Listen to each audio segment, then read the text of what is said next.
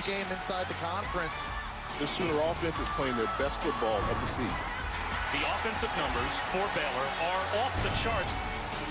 Monitoring to the end zone. Touchdown, Oklahoma. Coleman, he's got it. That's a Baylor touchdown. This is a game with postseason implications. Oklahoma, Baylor, Saturday at 8 Eastern on ABC and streaming live on Watch ESPN. ESPN on ABC.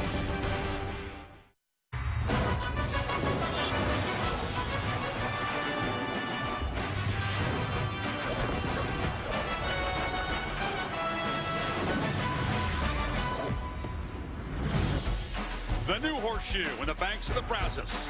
Blacked out tonight as the unbeaten Baylor Bears collide with Oklahoma. Saturday Night Football on ABC, presented by Walmart. An energized McLean Stadium. Two playoff contenders with two options: victory or virtual elimination. Buckle up for a wild one in Waco tonight. We expect high tempo, high scoring, and of course, high stakes. Chris Fowler, Kirk Herbstreit, you ready, partner? Catch your breath. This is going to be blasting off the starting line in about 13 minutes from now. High stakes because Baylor sitting at number 6 in the selection committee rankings. They feel a little disrespected, misunderstood by the committee. The schedule so far has been pretty weak, but the stretch run is very, very demanding. And our Browns believes if they win out, they are in. But Oklahoma thinks they're in the hunt, too, if they win out. Yeah, Oklahoma is a team that's looking at redemption probably more than anything else, especially against Baylor. I don't think they're worried necessarily at this point about their resume, but you're right about Baylor. I think Baylor's a team that was frustrated a year ago with the committee, and now they're looking at their season, and everything is in front of them. They feel if they can win out, they're going to have a very strong case. But tonight is that first real big hurdle against Bob Stoops and the Sooners. Stoops calls Art Briles a genius. He used that word describing the offense. The Bears play faster than anybody, score more than anybody, gain more yards than anybody, and they are surrounded by playmakers. And I think they stress you as a defense more than anybody, and it's because it starts really with their formations. And we'll talk throughout the broadcast how they do that, but they'll stretch you from sideline to sideline literally, and they make you basically make a choice on what you want to try to stop. They're very confident in Shock Linwood as an offense. They're going over 300 yards a game on the ground, and if you get too concerned about what they can do in their running game, they're going to find one-on-one matchups and look for Coleman on the outside to try to create favorable matchups. This is an offense you've heard Bob and Mike Stoops talk about all week. It's all about stopping one-on-one matchups. Now, Jarrett Stidham is a true freshman. He's going to make his second start. He looked great in his first one against Kansas State and Manhattan. Different deal tonight athletically against this Oklahoma defense. Just turned 19, but he is very confident. They have full belief in him. Oklahoma dominated Baylor for 2 decades, but they've lost 3 out of the last 4. The last 2 have been really embarrassing, and you use the perfect word, stressful. That's how they feel on the defensive side dealing with these Bears. Yeah, and I think what's interesting with Mike Stoops as a defensive coordinator and with Bob as the head coach, every change that they've tried to make is about tonight, defending this offense. And it's because of the last couple years. They've given up 41 and then last year 48 where they couldn't stop them from throwing the football. They feel that they're better in the perimeter. They feel that their secondary matches up much more favorably because of the athletic ability that they have on the edge. And you're going to be seeing it. Can this secondary, led by Zach Sanchez, right there, number 15 in the middle, who's missed the last couple games with an ankle, can they hold up against Corey Coleman and the Bears' fleet-footed receivers? They better save their energy. They're jumping around, but it takes a lot physically and mentally to face this offense.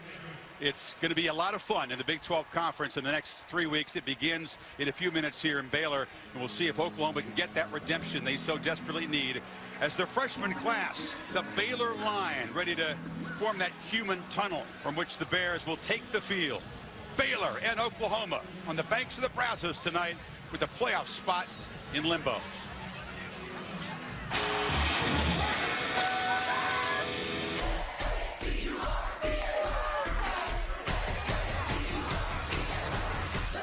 Everybody was worried, how are they going to look without Seth Russell? The true freshman did not struggle. Oklahoma has a huge opportunity. A game that will have significant implications on the Big 12 race. Hey, Baylor, welcome to November. Now it's time to really play some football.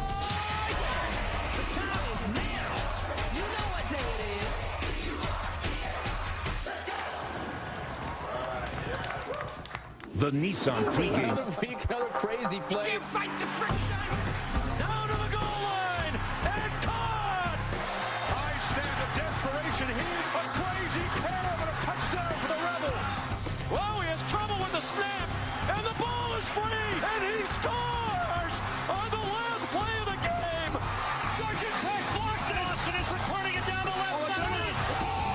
Going to be a lot of rugby going on here. Lateral. Time's going to expire on the game. Ball's still alive. They got blockers. Can you believe what you just saw? 4th down and 25.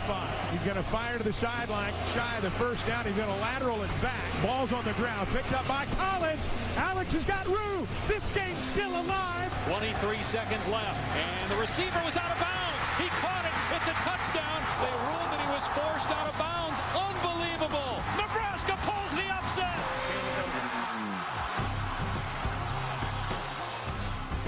More craziness today, and as the Bears make their entrance with the fog and the flames and the fireworks, certainly the potential for another playoff chase shaping game tonight. Bob Stoops in his 17th year used to own the Baylor Bears, but not in recent years. He's with Heather Cox. Chris, thanks so much. Coach Stoops, with so much riding on this game, how have you helped your players understand what's at stake, yet still play like they have nothing to lose? Well, they just have to play within themselves. We practiced hard, do what we do. We don't need anything other than what we're capable of, but they're excited about it. Hopefully we can play well. Coach, from point production to scheme to tempo, Baylor does present some challenges. What's the key defensively to stopping their attack? You got to be great against the run game, and then you got to challenge them and make plays downfield. Let's get to it. Thanks, Coach. Chris? Sooners underdogs for the first time in the last 22 games. Art Briles, meanwhile, still feels like they owe Oklahoma a lot of payback for those years, and Briles never lost in this stadium. They're 10-0 McLean Stadium, and they have a long home winning streak as well, 20 in a row going back to October of 2012. Kirk, for so long, this was Oklahoma romping, and then Baylor began to turn it. That 2011 Robert Griffin touchdown pass here, and they've won 3 out of the last 4. We said the last 2 have been lopsided. They have been completely lopsided. Oklahoma does not forget about that, and Baylor wants to remind them again. So there's a lot on the table here for both of these teams. Oklahoma won the toss. Typically, they might defer, not against Baylor. They want the football. They want to avoid falling behind, which everybody seems to do against this quick-scoring Baylor team. Spencer Evans to boot it away for the Bears. And it will bounce into the end zone. So Baker Mayfield, the junior from just down the road in Austin, who beat out Trevor Knight for this starting job because he's been taking care of the football. You recall at Texas Tech, he was a good freshman, didn't get an offer, sat out here a year ago, Kirk, and he's been very sharp so far. Well, he has provided energy to this offense. They've got a new offensive coordinator. Lincoln Riley comes over from East Carolina. This was the side of the ball. As much as we want to talk about how does Oklahoma stop Baylor, Bob Stoops made some adjustments on this side of the ball, and Baker Mayfield is the straw that mixes the drink. You know about the running game with Samaje Perine? Tonight, they've got to make some big plays in a passing game with Mayfield and his receivers. There's Big Perine, a 230-pounder, approaching 1,000 rushing yards this season.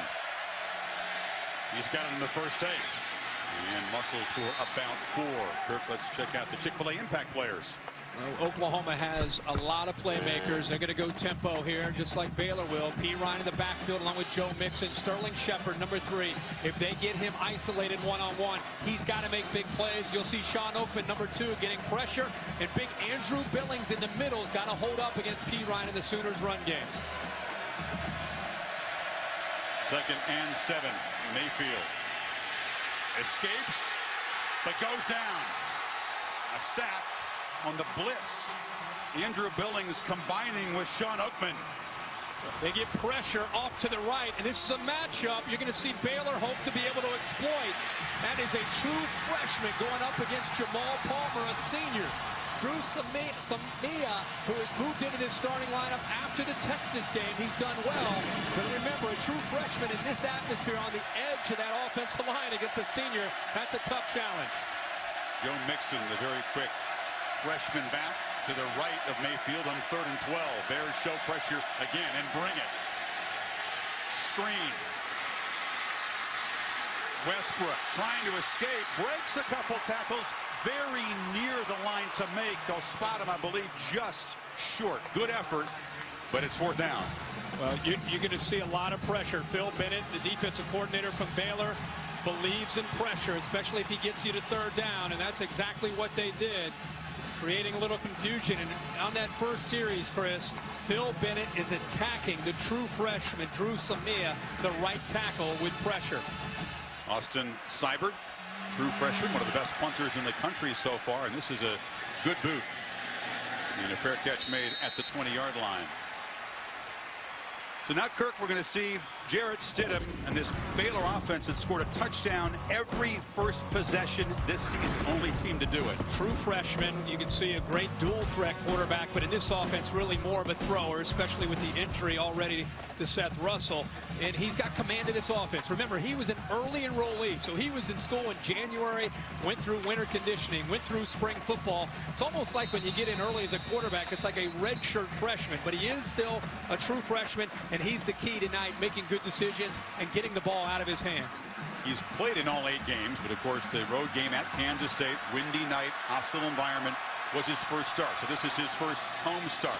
And he goes right away to the top receiver, one of the best in the country, Corey Coleman. The Sooners, Jordan Thomas right there. And that, again, that's the matchup. The receivers one-on-one against these Oklahoma defensive backs. It was an Achilles heel for the Sooners a year ago.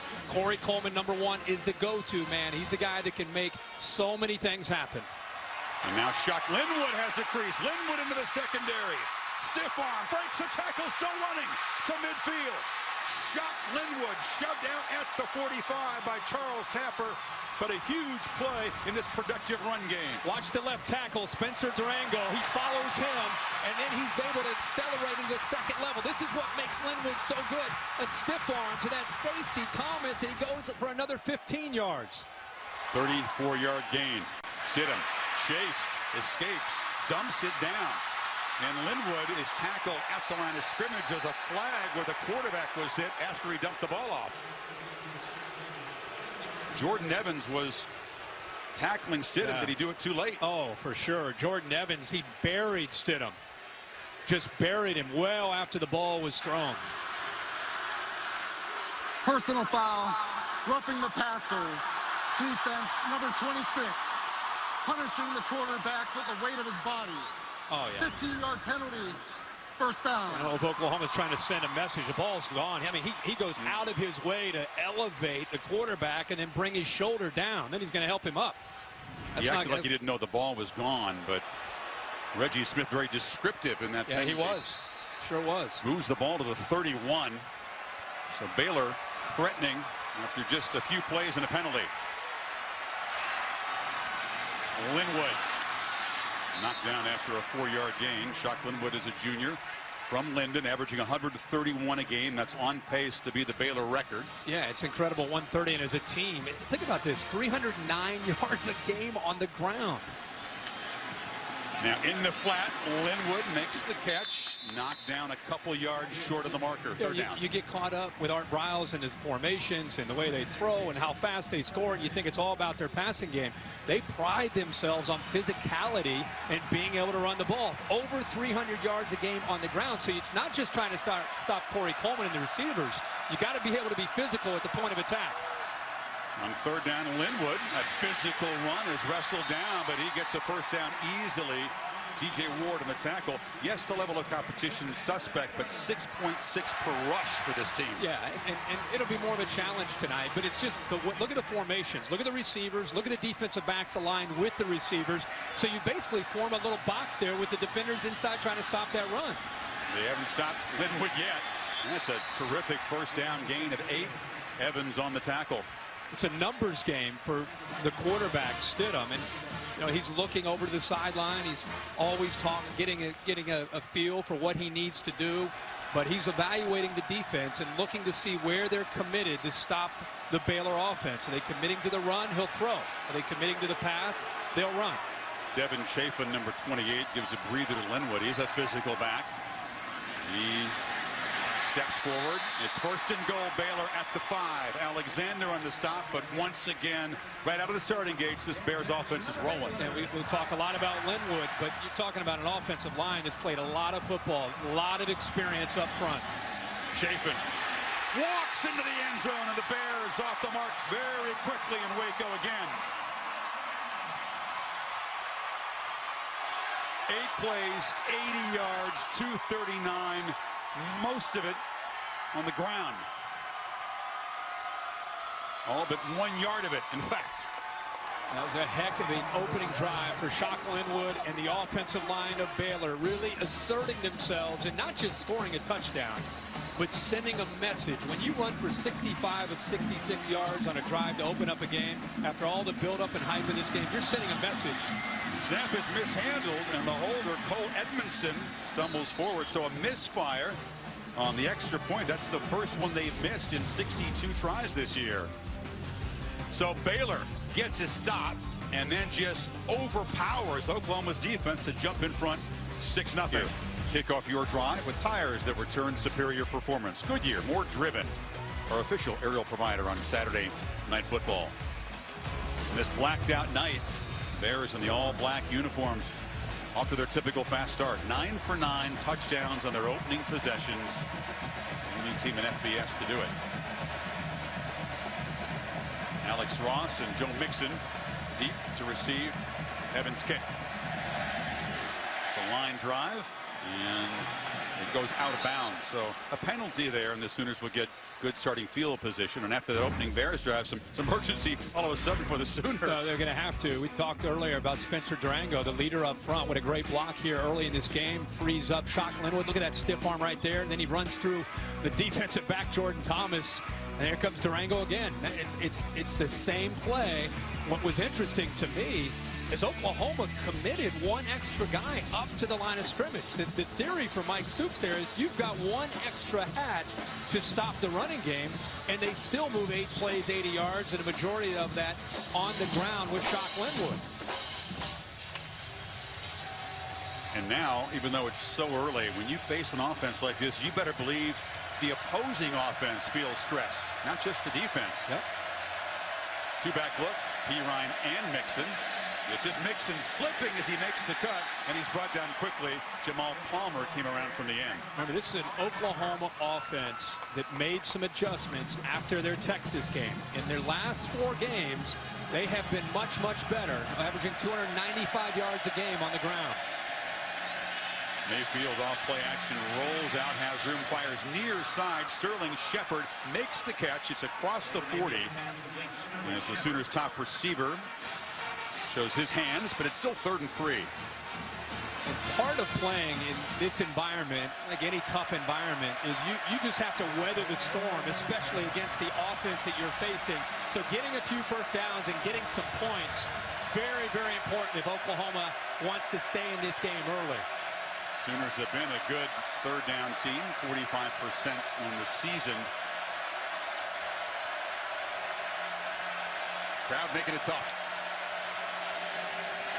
Mayfield throws far side, catch made. Jerron Neal at midfield has a Sooner first down. It's a heck of a throw, a long throw, but it shows you the confidence that they have in Baker Mayfield to be able to make that throw to Neal, who last week had 10 receptions.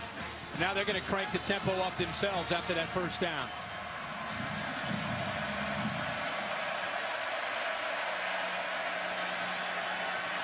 Downfield shot from Mayfield, overthrown.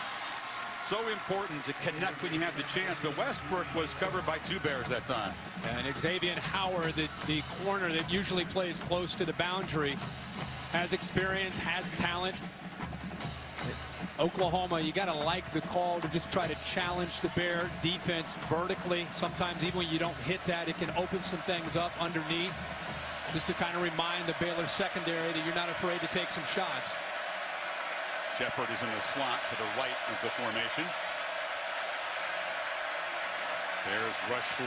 Mayfield flushed. And not escape for much. Knocked down on the far sidelines by K.J. Smith, the left end. And the crowd didn't like it, but a flag comes in.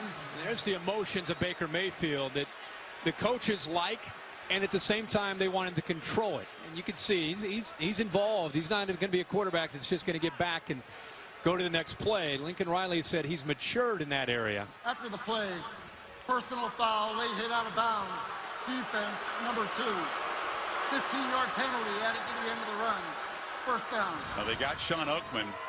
It wasn't necessarily a vicious hit, but it was just well out of bounds. He pulls him down. It was where he pulled him down that the penalty. There's Baker Mayfield again. He's not going to back. Oakman's got a smile on his face. Sure.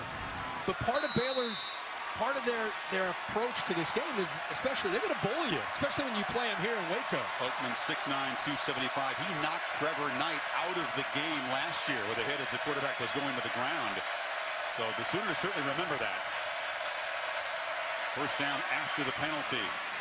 Mayfield cannot escape. Grabbed by Trevon Blanchard. Things are getting feisty early. A helmet ripped off of Nila Casatati, the offensive lineman, has got to come out. He sure does. What a great play here by Blanchard. Watch, he's going to make this read right here. He felt he was taking Pirine, so he decided to pull it and keep the ball. And then Pirine obviously carries out the fake. Mayfield holds on to the ball, and Blanchard makes a play. Disguised that very well. Empty backfield on 2nd 13. Bears show pressure. They jumped offside.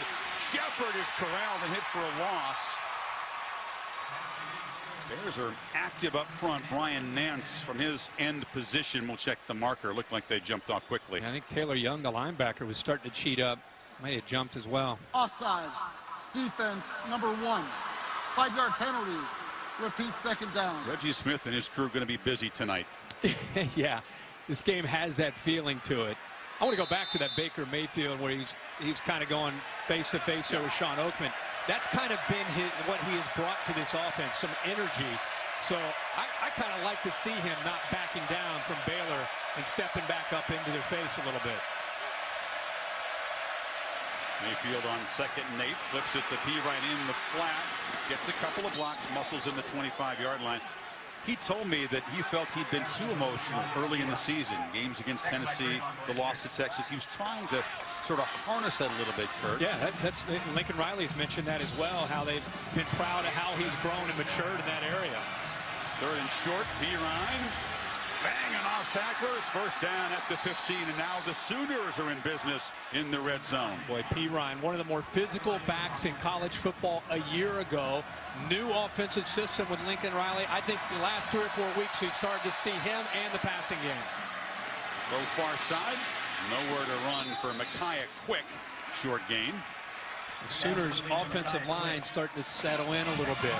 Started to control that line of scrimmage on this drive and helping Baker Mayfield and especially Pirine when he's had chances to run the football. Offensive line that lost both tackles to the NFL and has 2 freshmen starting at tackle. True freshman on the right side. 2-back look on 2nd down and 8. This is Mixon. Stutter steps. Dives down to the 6. Looks like Mixon's having trouble with his traction in the early going. It does a little bit, but I like to see Mixon and Pirine in the backfield together because I think it keeps the defense off balance and guessing a little bit. They're both versatile enough that they can block, they can run, they can catch. Keeps his Baylor defense on edge. Pirine on 3rd and 1, slips again, regains his balance and scores. Looked like he might go down behind the line, but this powerful back who has great balance gives Oklahoma a chance to take the lead. Well, he got his left hand down is why he had balance on that play. I think it's a little slick from the rain that we're having here. You're right here. He loses it, gets the left hand down, and then he runs over his own center there, Darlington, to get into the end zone. But a big answer by the Sooners after the quick touchdown by Baylor with their first series. Sure was, and Austin Seibert gives Oklahoma a 7-6 lead. 11 plays, 65 yards in 3:48. And Samaje Perine, his 11th rushing touchdown. We're in the Big 12. Get ready. Touchdowns are coming. Plenty more coming. A lot more, yep. Brothers and bandmates as well. So Mayfield, you got to be careful here with a wet football. They hand it off to Perine. Breaks a tackle. Cuts it back. Samaje Perine out near the first down marker, and they will move the chains across the 18. Well, that is a heck of a run by Samaje Perine. He could have been tackled for about a 3-yard loss by Taylor Young. He ran right through that arm tackle and picks up a first down. Now it's Mixon who makes the cut as the Sooners play fast and wedge in one final play before the end of the first quarter. A lot lower scoring than we thought, Mr. Herbstreit. End of one in Waco. Back after this message and a word from your local ABC station.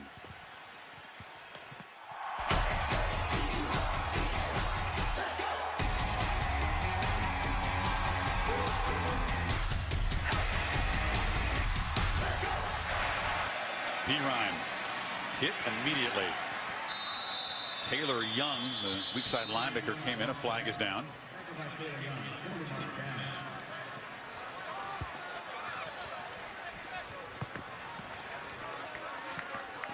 Holding, offense, number 56, 10-yard penalty, repeat first down. It's the center, Darlington, who's matched up against Andrew Billings.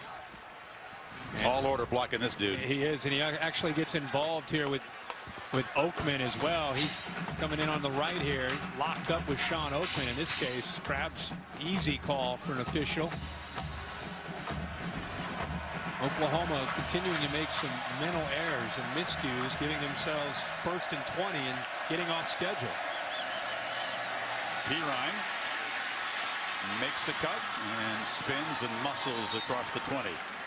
Heather Cox on the rainy sidelines. Yeah, Chris, an update for you on Baylor's D-line. They're down one starter and one that's not 100%. Bo Blackshear right now out with a right knee injury. They retaped it from mid-calf all the way up to mid-thigh. He is not going to return. They'll reevaluate him at halftime and see if they can get him back in. Meanwhile, Sean Oakman, he is out there, guys, but he is not 100%. Dealing with left knee swelling from last week and now has a right foot injury to add to it. Wow. Mayfield rolling out. Throws downfield. Westbrook has a step, but it's off his fingertips. He was in front of Howard and just overthrown.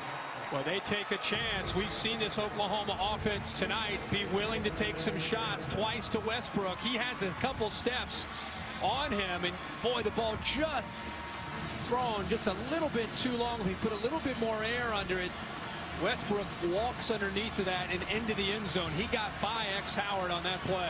Nice plays like that, potential opportunities that can decide a game like this, right? Who can connect on the deep shots? This Oklahoma offense has such a different feel in 2015 than who they've been the last 3 or 4 years. Mayfield and a whistle. A timeout call by Oklahoma. They'll spend a second, and it'll be 3rd and 8. And the jawing continues down there. Mayfield sometimes can't help himself. He's a very emotional guy. After he took the snap, the timeout came from the sideline, and a couple defenders came in, and they're chirping, and they're giving him a little bit of an elbow, and there are actually 3 Baylor defenders there at once, and he's letting them know he's not going to take it. Oklahoma scored on their second possession. The Bears on their first. Since then, something shocking in the Big 12. 5 possessions, a turnover, and 4 punts. Yeah, this probably has as much to do with it as anything. The whistle's blown. And it's nice to get acquainted stuff. Yeah. How you doing, Baker? But I think that the Sooners have an attitude about Oakman, and I understand why. He was the guy that knocked their quarterback out a year ago. He's not afraid to get a little business down there in the scrum, that's for sure. Number 2. As Heather said, playing through some pain tonight. Mayfield on 3rd down. Again, looking for Westbrook, and there comes a flag. Some of that hand fighting. That was Howard defending. The crowd didn't like it. Pass interference, defense, number 4. 15-yard penalty. Automatic first down. We've already seen Westbrook get behind Howard a couple times, and I think that has as much to do with this as anything. He's by trying to get around him. You see the left arm working him and trying to prevent him. Use the arm bar to try to not allow him to get by him again. That would have been a 3rd time potentially he gets by him. Obvious intent to impede is the way that rule is worded. There's a lot of it that goes on in this conference because the DBs are under such stress and put out in space. PIs are almost part of the game plan, drawing them, aren't they? Pirine hammers ahead, just wrestled down after a 3-yard gain by Grant Campbell. Well, Lincoln Riley has brought a new energy here as a play caller and offensive coordinator, and one of the things that he's doing is he's trusting Baker Mayfield, and he sees D.D. Westbrook as a target he wants to go to. Mayfield finds Shepard on the far side, dives for a 1st down. Riley Graduated Texas Tech in 2006. I don't know if that makes you feel as old as I do. Youthful guy, one of the up-and-coming offensive minds. Was East Carolina after he was in Lubbock. Did great things with Shane Carden a year ago at East Carolina, and I got Bob Stoops' attention. Mishandled, attempted handoff. He pulled it back, and then Mayfield on that exchange was, again, lucky the ball bounced up to him. That's twice already. I love that he didn't give up on the play, and he's trying to pick up yards. There's still more pushing and shoving. But, this is zone read. Defender comes down. He reads it correctly. Just he's not able to hold on to the ball. But, he's not giving up on his play. Taylor Young had a chance at him. He runs through a defender there in Howard, the corner, picks up a few yards on a broken play.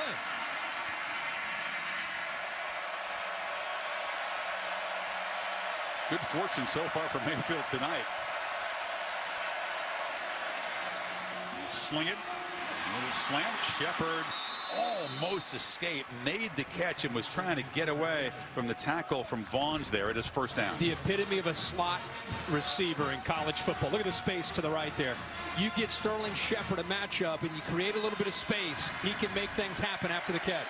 Perine hit immediately hard behind the line of scrimmage and knocked down for a 2-yard loss. Time Baylor does a good job of attacking down. It was Taylor Young, and he's been very, very active in this game. He's 5'10", 225 pounds out of DeSoto, Texas. He's probably been the most aggressive of the entire front seven so far tonight. They got one-on-one matchups across the board. Baylor up tight at the line of scrimmage.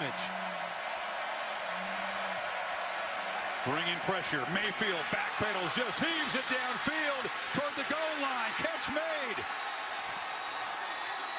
And now Shepard, they called a touchdown. Shepard made a terrific play. Battle into the end zone. That's the ruling on the field. Yeah, this will be interesting. I'm glad Dave Kataya is up here because we always hear about finishing process and a catch. One-on-one matchup. We said they don't have any safeties back. They're blitzing. What a well-thrown ball. He reaches for that pylon, and that's when the ball came out. We have cameras, Kirk, in the pylon. Here's as good a look as you'll ever see. Shepard reaching the ball. Makes contact right there. Hard to tell if he's down yet. It looked like, Dave, he made 2 steps. After the reception, he makes 2 steps with the football in his hands. Is he out of bounds before he reaches that ball to the pylon or down? I don't think so. No, it looks like a touchdown to me. Another look from pylon cam. The ruling on the field of a touchdown is under further review. Those cameras are tough, and that's a good thing. There's 4 of them in each of the pylons, and that is a terrific look. And what a play, whether or not it stands by Shepard. Well, when you get one-on-one matchups, and Baylor basically showed, they tipped their hand. They showed we're blitzing, we're playing man. We saw it up here, man-to-man across the board. You got to find Sterling Shepard. He's your guy that wins those one-on-one battles. And he got separation. The ball was perfectly thrown by Baker Mayfield right over the shoulder. Another look. What a heady play. It's a milestone catch for Shepard, the 200th of his career for 39 yards. Again, this guy couldn't play last year against Baylor. After further review, the ruling on the field of a touchdown is confirmed. Yep. Nobody more eager and pumped up on the offensive side of the ball than Shepard for this game. Especially after the last 2 years. He's wanted an opportunity. He's one of the leaders. Dave, let's bring in Dave Kataya just to confirm what we saw there, Dave. That was a really good call. The reason is the secondary act of him extending the ball and hitting the pylon. That denotes the completion of the catch with that secondary act. That effort by extending. Okay. Correct.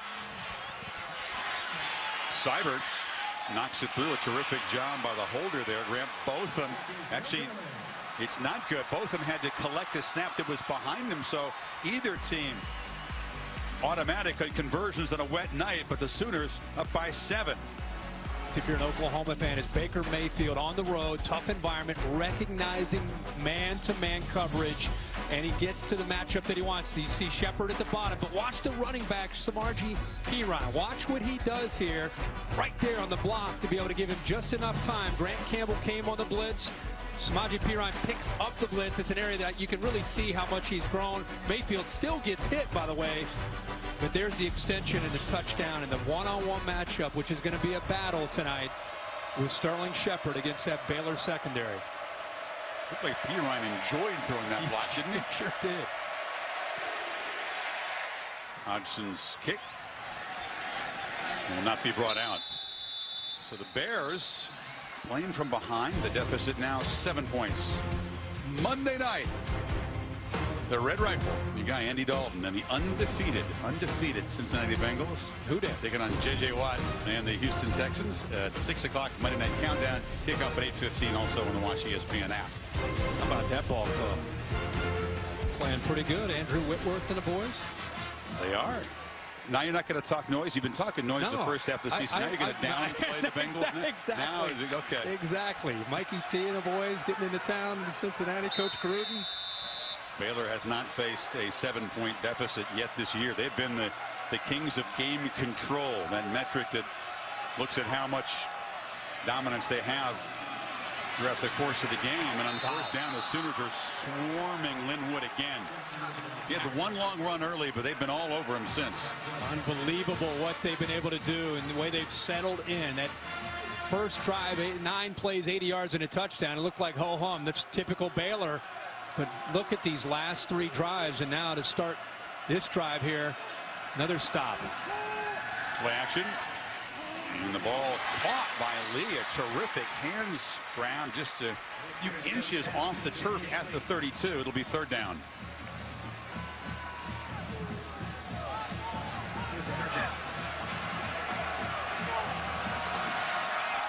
Linwood stacked up, hit, fighting hard, will not get first down yardage as Zach Sanchez, the corner, came up in support at 179 pounds. He comes up, but watch Charles Walker, Chris. Watch the defensive line from Oklahoma. Remember when they were getting pushed around? Look in the middle. Look at 97 get extension. He's just throwing. He's throwing the Pat Colbert, the right tackle, back into the backfield, and Sanchez cleans it up. Well, Sanchez got knocked to the ground, but he grabbed an ankle. He got a hold of something. But that defensive line from Oklahoma, and all 3 plays, there's a little bit of different feel from the Sooners, the confidence that they have right now.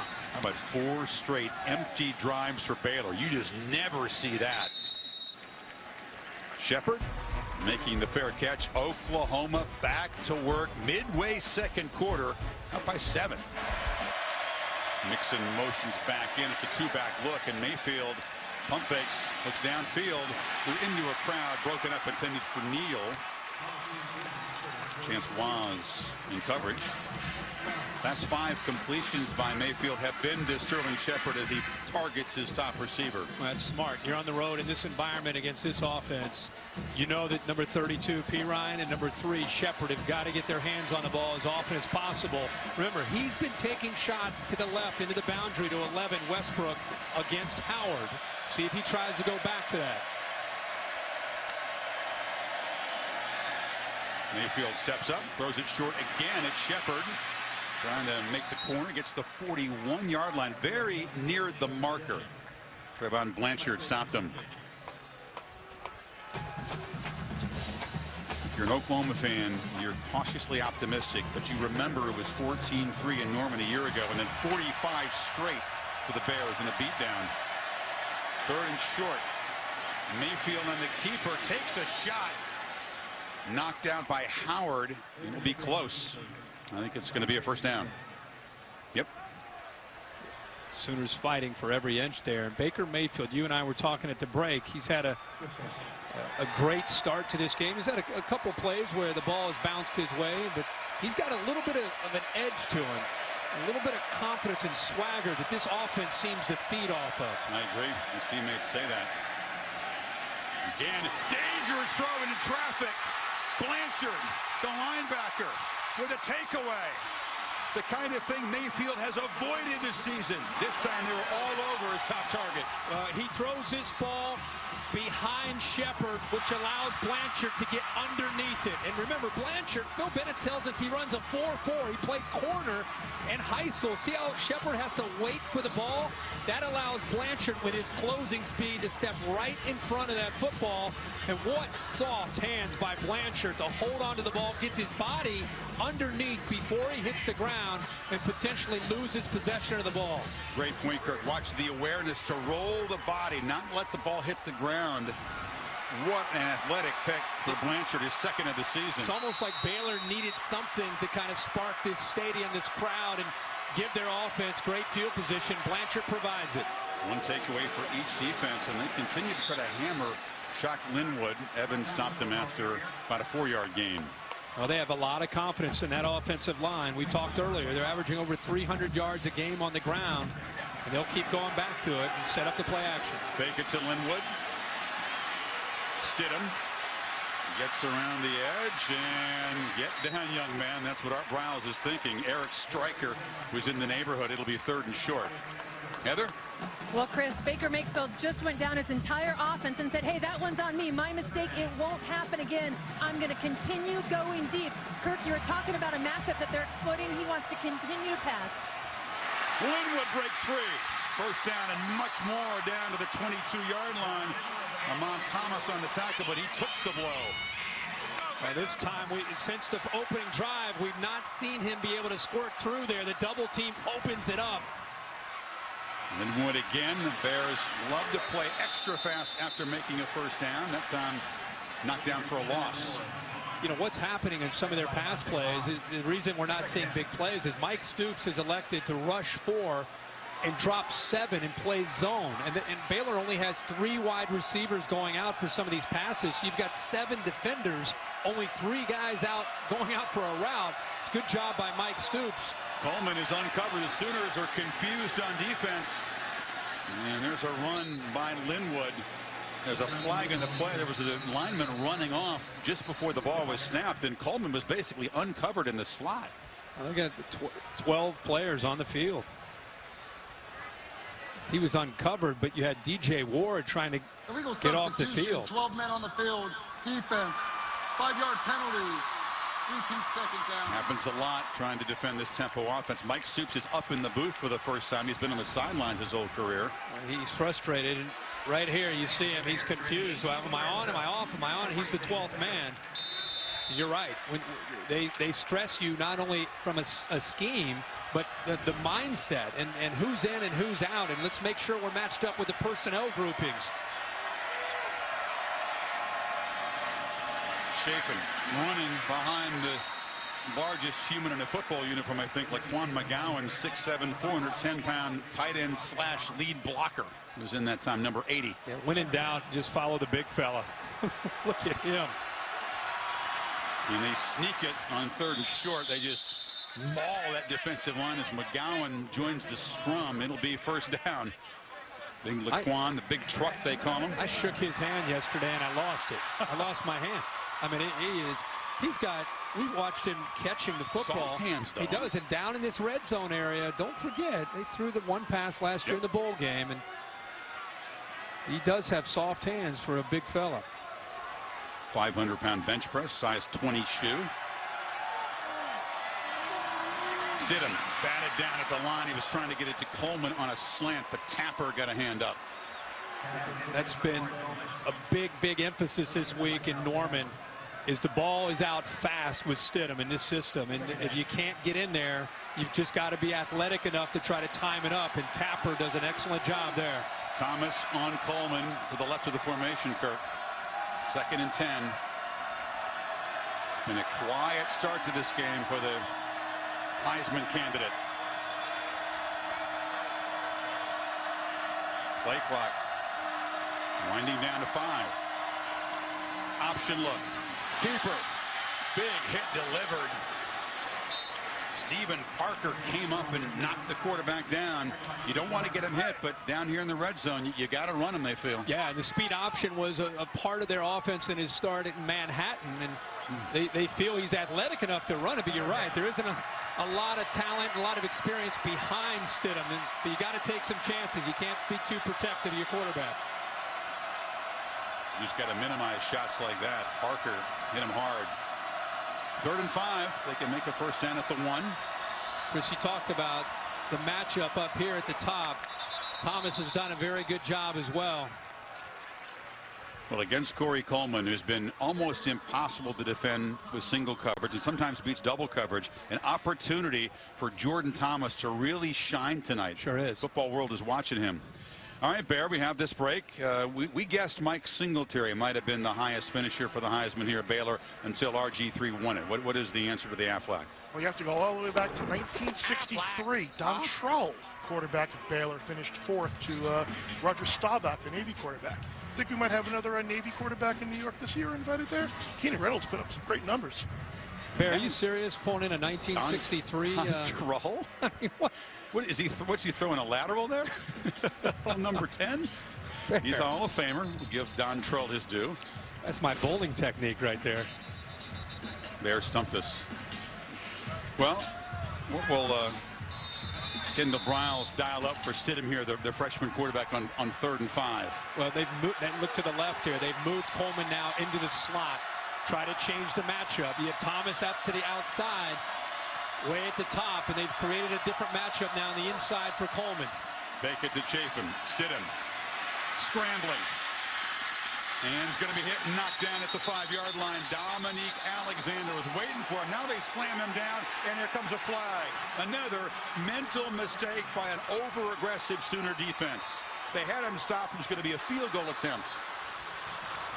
Maybe. After the play, personal foul, unnecessary roughness, defense number 1. Half the distance to the goal, automatic first down. You could lip read Stoops. He said, "You got to be kidding me." That is a potential 4-point play right there. Mike Stoops, it's probably a good thing he's not in the sidelines. He might run out and strangle somebody. Yeah, it's better to have him up there tonight with some of these mistakes that they're making. And the problem is it's coming from their leaders. Alexander here, the junior, the number 1 defender in that second level. We've also seen Jordan Evans. He was miscues and mistakes costly for Oklahoma at crucial times as well. Chafin on 1st and goal just walks in. 7 when it should have been 3 if not for the personal foul, and the Bears a chance to tie it. Let's not forget to give Trevon Blanchard an assist there with that big interception to give the Bears great field position to get the crowd back into this game, and it's a totally different feel now, potentially a tie game if they hit this extra point. Which have not been automatic tonight. Each team has missed an extra point. Wet football, some troubles with the snaps and the holds. This is Chris Callahan, who had his first missed attempted PAT of the season, knocks this one through. So a 39-yard drive after the interception by Blanchard. As we check the marker in a scrum after the PAT. Tempers continue to flare up here. Very feisty first half.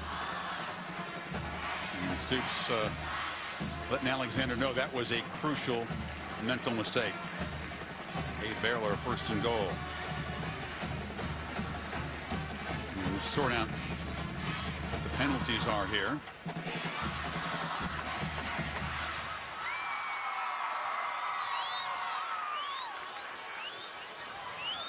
Reggie Smith, we thought he and his crew might be busy tonight, and they have been.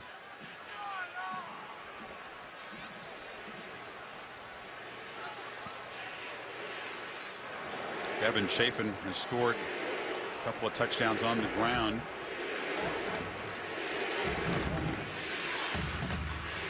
The result of the play is a successful try for point. After the play, unsportsmanlike conduct, Oklahoma, number 94, he kicked a player and by rule has disqualified himself from the game. The 15-yard penalty will be enforced on the kickoff. All right, that's Matt Diamond, who's been ejected from the game. Meanwhile, Baylor has forced a turnover for the 25th consecutive game, and it set up the touchdown. Well, you can see Bob Stoops' frustration. This is, you're right, what set it up. Blanchard makes the interception, Gives this Baylor offense the field position that they needed. This is after the penalty. 1st and goal. Chafin just walks into the end zone.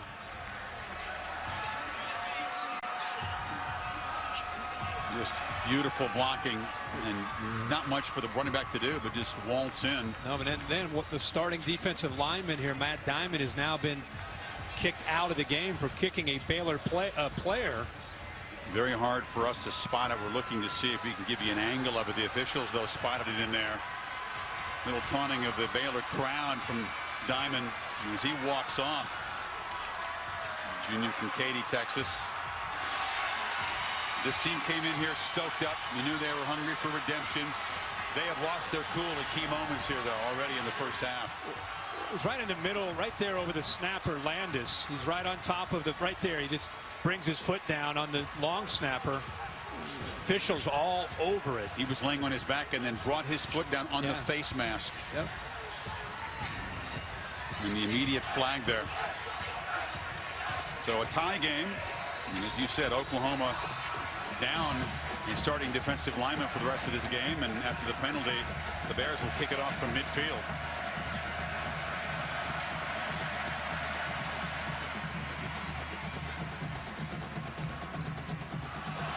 Try the pooch kick, and the fair catch is made by Oklahoma at the 29-yard line. So 2:58 to go until halftime. Tied at 13. Tomorrow, week 10 in the NFL, and the insiders will get you covered in this Sunday edition at 10 o'clock Eastern time over on ESPN, followed by Sunday NFL Countdown at 11, streaming live on the Watch ESPN app.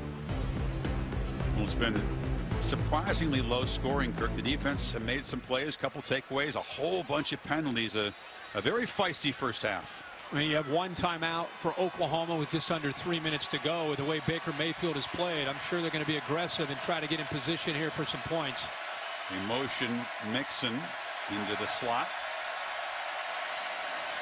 Hand it to Pirine, who has both hands on the football as he powers ahead for a 5-yard gain. Who would have thought, with all the buildup and the hype and all the talk about the Big 12 in the month of November and early December and all the points you're going to see, he had a 13-13 score here potentially at the half. Mayfield pulls it and fires across the middle. Catch made by Shepard at the 50. Already Shepard with the touchdown catch and now has 8 receptions tonight. Now watch, he's reading this linebacker, and because he came up, he pulls the ball out and then he finds his crossing route. The backs cross. Mayfield rolls and fires far side again. A low throw and a catch made by Shepard, who's having a monster first half. You know, by going tempo like this, it not only helps you get in field position, but it allows you to have such an edge to you as an offense, and it gets the defense on its heels. Second and short. Mayfield sneaks it for a first down to the 40. Sooners had to spend the 2 timeouts. They have just 1, but 2:01 to work with. Should be plenty of time. Remember, Shepard has been bouncing around. He's been in the slot. He's been to the field. He's been to the boundary. Right now, he will be up at the top of the screen.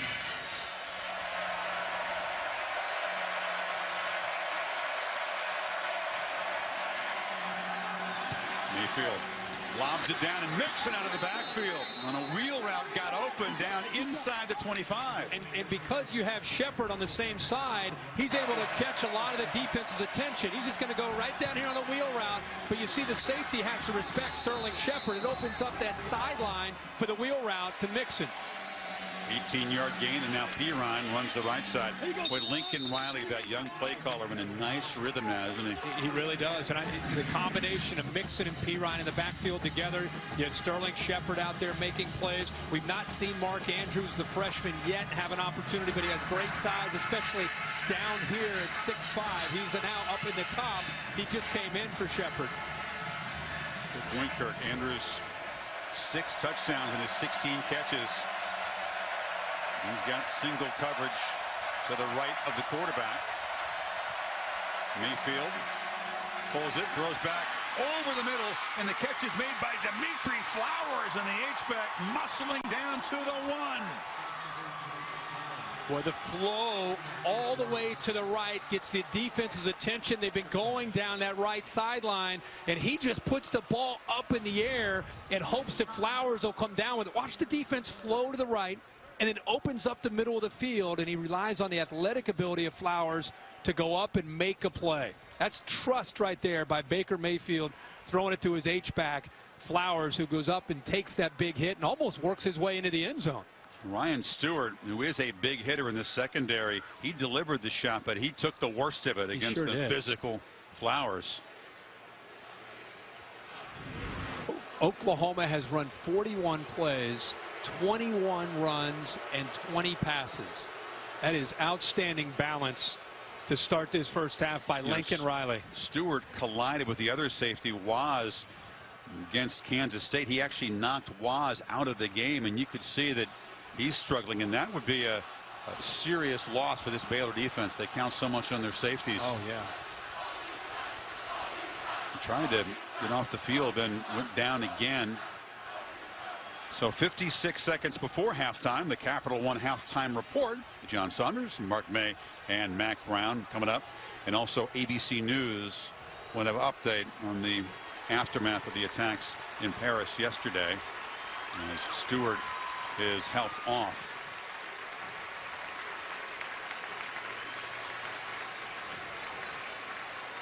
Oklahoma in 2 minutes and 2 seconds so far has moved 69 yards, threatening to retake the lead again in Waco.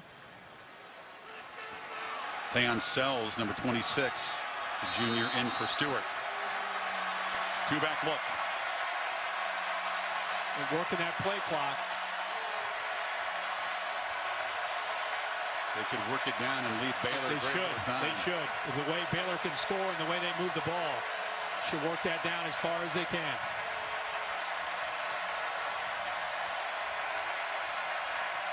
Mayfield finally says, "All right, let's go." B. Ryan, no, keeps it, pulled it. Fool me, fool the defense. Touchdown, Oklahoma. What a first half for Mayfield. Yeah, the zone read, Chris. He fooled you. You're right. He fooled Baylor. Blanchard came down hard on P. Ryan, who's had a great first half himself. Catches the linebacker's attention, and Baker Mayfield does a great job of staying on the ride and pulling that ball out. A perfect read, and he walks into the end zone. Seibert, no trouble with that conversion. 28 seconds and halftime. Sooners back up by a touchdown. He calmly lets the play clock go down. He's going to make this read right here. And because Blanchard collapses, makes it very easy. He's collapsing down on P. Ryan. There's nobody out here to the outside. And he walks into the end zone. I love to see quarterbacks take their time. He worked the play clock down. And then he doesn't predetermine what he's going to do with the ball. Simply makes the read off of number 48, Blanchard. Pulls it, gets into the end zone. Mayfield on that drive, 4 for 4, 61 yards, ran it a couple times and finished it off here. He's 15 of 20, 182. On the road in this environment, run the football handful of times.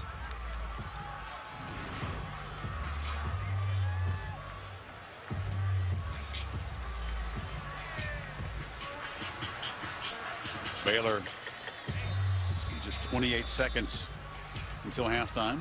We will get the ball to start the second half, but this crowd, dressed in all black, came out charged up. I think they thought they'd see a typical Baylor offensive fireworks show, and the Sooners defense not having it in the first half. Not at all. This is Corey Coleman. He's going to bring it out. Why not? Give it a go. Top receiver doesn't return kicks too often. He is knocked down hard. The Sooners have terrific coverage units. There's a flag down. Daniel Brooks, one of the backup linebackers, was down there to knock Coleman down. We'll check the marker. There is no foul for a block in the back on the play. It's first down. Northwestern Mutual presenting the college football playoff selection committee rankings. Clemson struggled a bit, but won by 10 at the Dome, survive and advance. Ohio State workmanlike. Iowa with a 10-point lead over Minnesota. There's Alabama with that one loss. Another impressive win. Stanford down 5 to Oregon in that rivalry game in the Pac-12 North. See LSU after the loss last week in Tuscaloosa, struggling against Arkansas. Hogs came out and they got a little bit of a fracas with LSU pre-kickoff in Baton Rouge tonight. Now, so far they're backing it up. So Stidham heaves it near side, and the catch is made. A.D. Cannon, one of the speedsters, knocked down short of the 30, and they'll move the chains 14 seconds at half. Yeah. We'll see if they're able to. They're going to try maybe one more shot here. But Oklahoma's defense. Cannon again, tripped up, dives, tries to get out of bounds, and does at the 33 with 7 seconds left. They have been able to keep 7 defenders against a pass in coverage for most of the game. And they've taken away Stidham in this explosive passing game. And they're saying, you know what, if they're going to move the ball, it's going to be Shock Linwood. We'll take our chances with our talented defensive line and linebackers against the running game. But they're not going to hit the explosives downfield in the pass game. Stidham will just flip it again to Cannon. And with 1 second on the clock, Baylor will have one chance to heave it down. Now they're talking about it, whether or not the catch is going to count.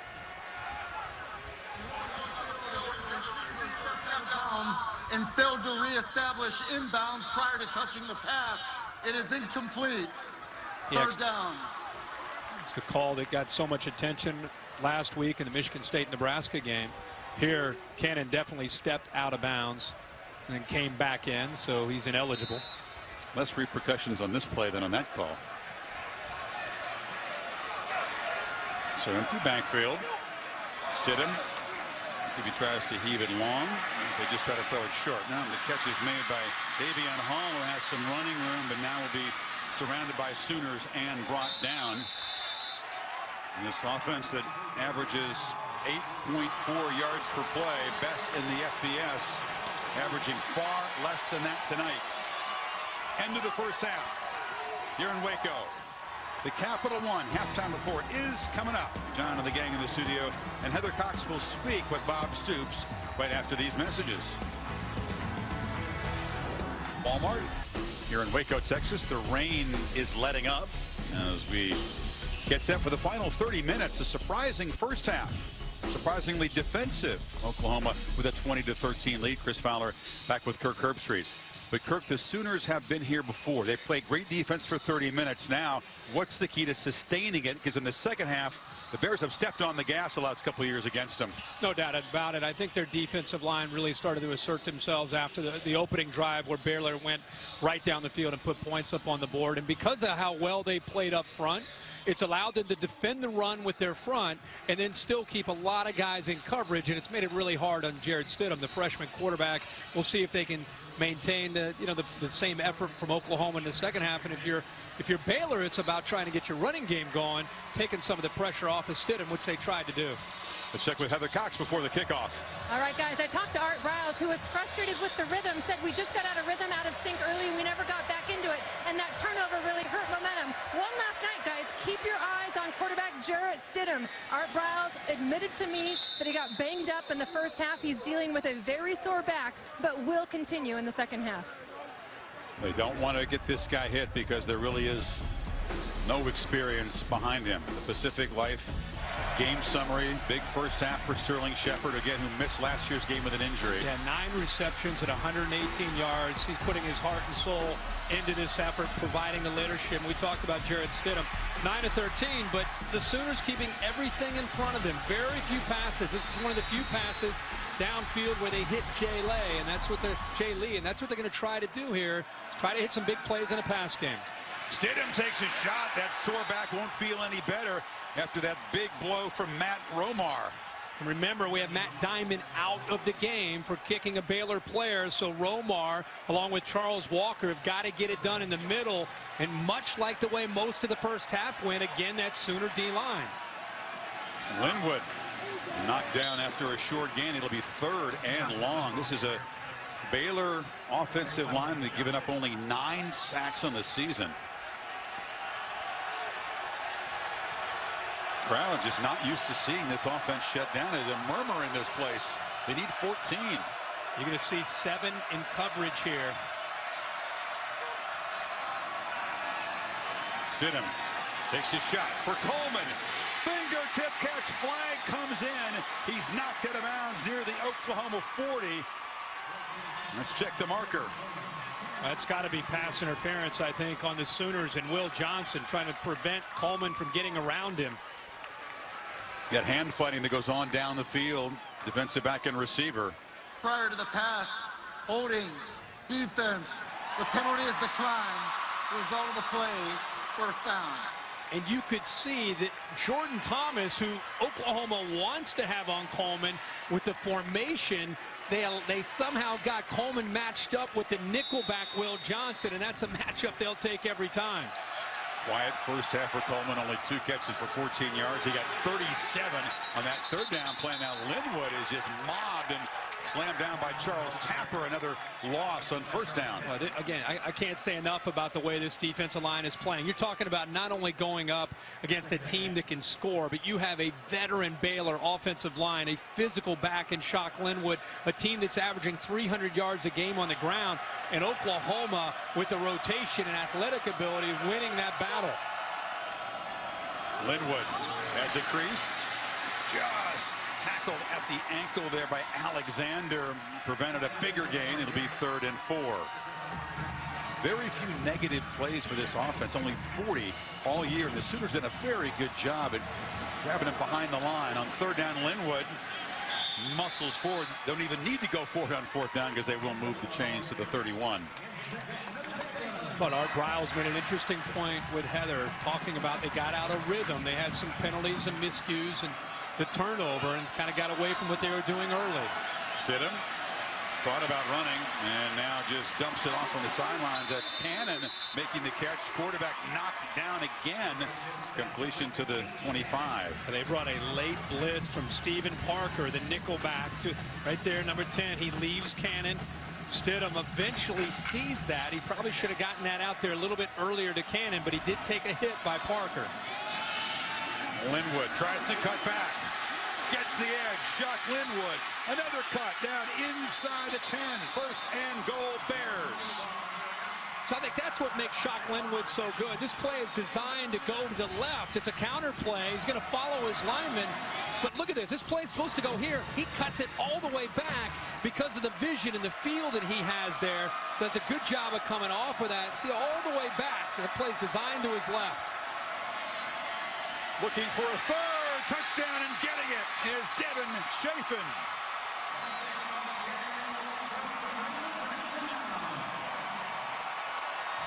The big play, 37 yards, Kirk, in that 3rd and 14 to keep the drive going. And Chafin with the hat trick. It's kind of how the opening drive of the game started, really, for Baylor. 9 plays, 75 yards here. They go right down the field, 232. It's almost identical to that opening drive to start the game for their first touchdown. PATs have not been automatic tonight. Here's Callahan, who knocks this one through. And this game tied once again at 20. Baylor quick out of the starting gate in the second half, just as they were in the first. 3 touchdowns for 2-8. For 25 killed in that city. Prayers for Paris from even as far away as Waco, Texas, and all of us here join in our thoughts and wishes.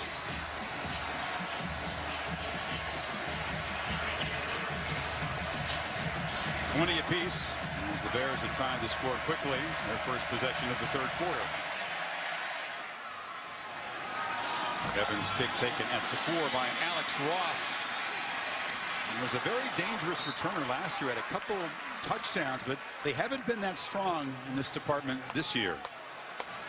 Celebrating its 11th year of sponsoring the Good Hands Field Goal Nets, Allstate makes contributions to the general scholarship funds for each field goal and extra point kicked. Allstate has contributed millions of scholarship funds so far. For this Oklahoma offense from the 26-yard line, Baker Mayfield so sharp. In command in the first half. Can they keep it going?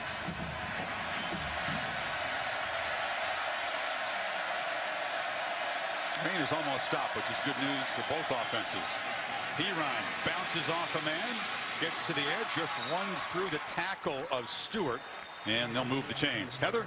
Well, some defensive news for Baylor. As you'll recall, defensive taker Bo Blackshear injured his right knee in the first half. They evaluated it at halftime. He will not return. Also, starting safety Orion Stewart is out there, but battling back spasms. Heather, thank you. Byron Bonds, one defensive tackle, already out with a knee strain. Now Kirk Blackshear unable to return. Heather reported that Oakman is dealing with a couple of lower body injuries. And now look at this. You have Andrew Billings down. He's going to get up. He's been fighting through an ankle injury for the last few weeks. Sure has. Still not 100%, he told us.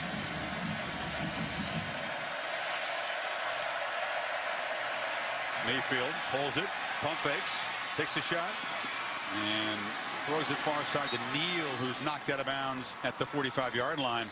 Here's a quarterback who's in rhythm right now. Yeah, no doubt about it. And they're starting to run the football. And when you start to run the ball, it opens up spacing underneath in this offense. And boy, he had Shepard matched up against Stewart there.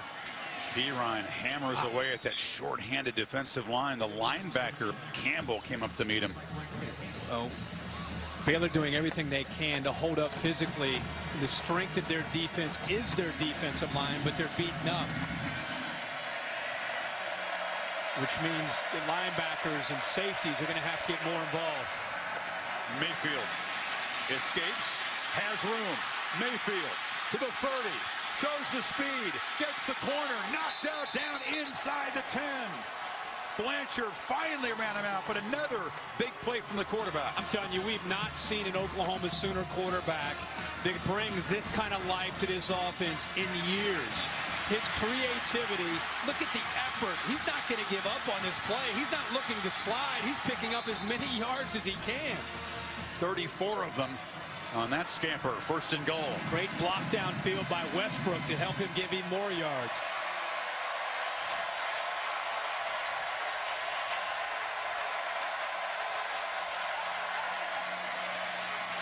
Ryan hammered immediately. That was Campbell coming up again to join in on the tackle with KJ Smith.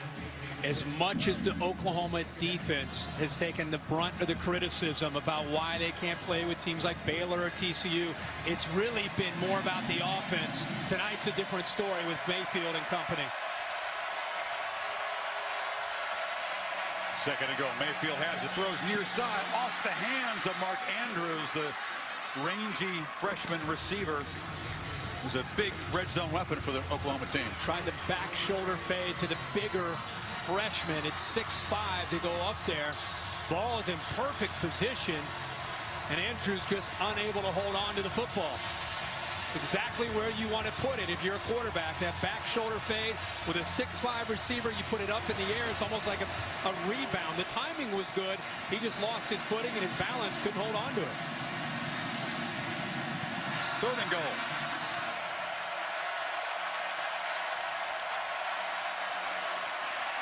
Mayfield on a slant. Touchdown. Shepard went down low, scooped it up, and Oklahoma takes the lead again. Chris, look how Baylor's walked up. They're blitzing, which creates a nice big void right behind the blitz. Baker Mayfield has time, finds it, waits for the right moment. You'll see Blanchard go up in the air.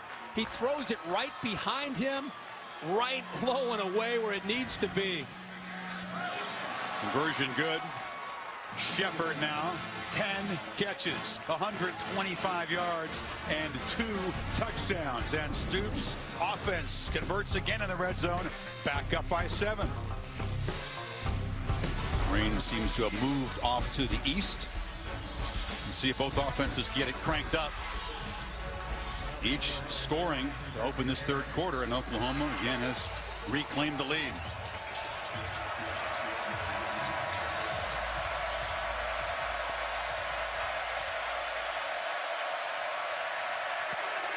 Hodson drives it into the end zone. Most of his kicks are touchbacks, and that one is as well. Well, Kirk, Tuesday night on ESPN, you're off to Chicago. It's a special time. The new college football playoff rankings presented by Goodyear will be released. Reese, you, others, I guess, from the United Center in Chicago between games of the Champions Classic. So we'll see how developments of today might change the committee's outlook. Alabama, it'd be impossible to drop them after they hammered Mississippi State on the road. Clemson and Ohio State winning. Iowa involved with Minnesota tonight and lead by 6, but style points do count. They do, especially this time of year. Stidham wanted to take a shot downfield. Now just rolls and bounces the ball in there, incomplete to Hall. This offense that's known, Kirk, for all these deep shots. This is an example of what you're going to see. You're going to get a guy down here, a guy down here. But look at the Oklahoma Sooners in coverage. Look how tough this is to find an opening to throw the football to. Chafin and carry, and it's going to be 3rd down again. Alexander on the stop. It's interesting to Mike Stoops. He's come up with a plan. He's looked at it the entire offseason, and it's all really relying upon having a dominant defensive line and playing the way they're playing physically at the line of scrimmage against the run game and pressuring the quarterback, which frees him up to drop linebackers and defensive backs in coverage against the big playability in the pass. On 3rd and 7, it's a slant off the fingertips of Coleman, who was closely covered. 4th down coming up, and more jawing between Coleman and DBs. Thomas. It's a tight window, and you know, Coleman, as good as he is, he knows when he goes in there, there's a chance you're gonna feel a linebacker. In this case, it was Alexander. Gets around Thomas. The ball is thrown where he could make a catch on it, but he short-armed it just a bit, fearing Dominique Alexander closing in. Bears had only 8 3-and-outs all season coming in. That was their 3rd tonight. Gaylord's much busier than usual. Not a very good punt. And bounced backwards. And let's see where they spot it. It will be at the 43 as Oklahoma takes over up 7. Austin, number 27, down in coverage, and boink, right off the helmet. Lucky that ball happened to bounce out of bounds for Oklahoma. You imagine if that bounced back into the field of play? They've been a live ball instead. Oklahoma at the 45, trying to build on the 7-point lead. Mixon, the running back at the bottom of the formation. It's Pirine who's got it, makes a cut. Samaje Pirine in the clear. Stiff arm, still running. Touchdown, Oklahoma! 55 yards. And the Sooners go up 2 scores.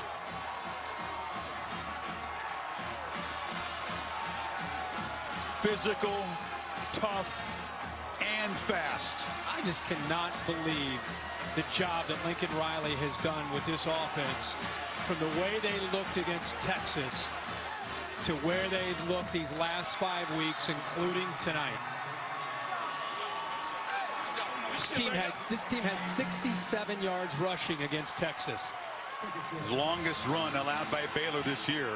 And give Lincoln Riley credit here, Chris, because look at the formation. He's got Shepard over here.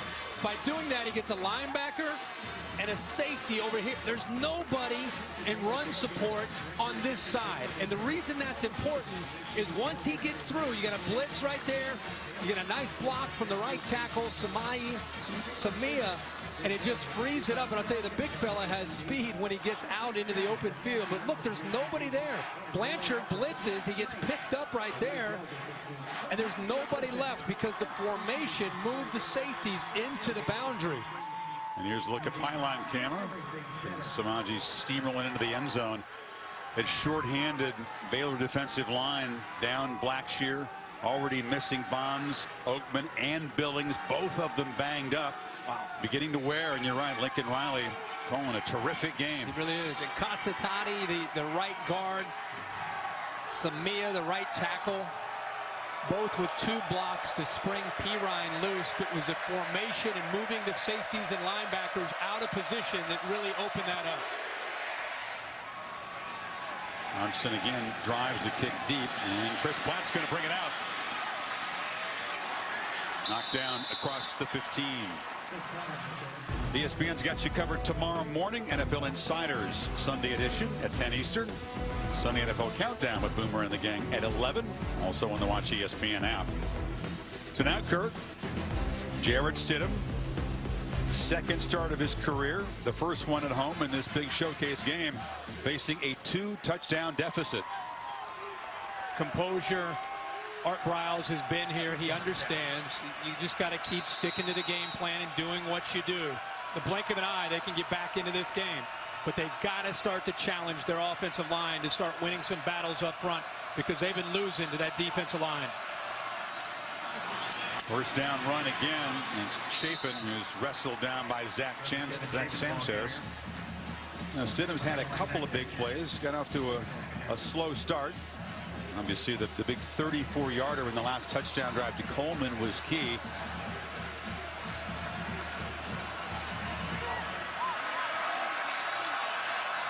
And the Bears just not in that rhythm, not playing with their usual tempo, are they? Not at all. An offense that snaps it every 16 or 17 seconds. Stidham breaks free and then slides down across the 20. It'll be third down and a long 4. There's an example again. There's just nowhere to go with the football. You've got underneath routes getting in this area right here, and look at the Sooners in coverage. You're a freshman quarterback. Where are you going to go with the football? Great coverage again by the Sooners.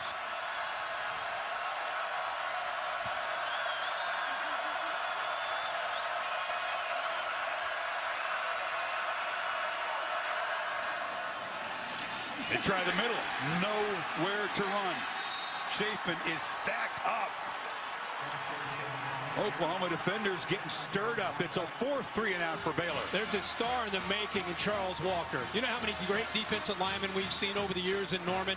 Charles Walker doesn't get the attention because of Tapper and some of the others, but right off the edge, 97. It gets extension, uses his quickness and speed to go right by Pat Colbert, a senior.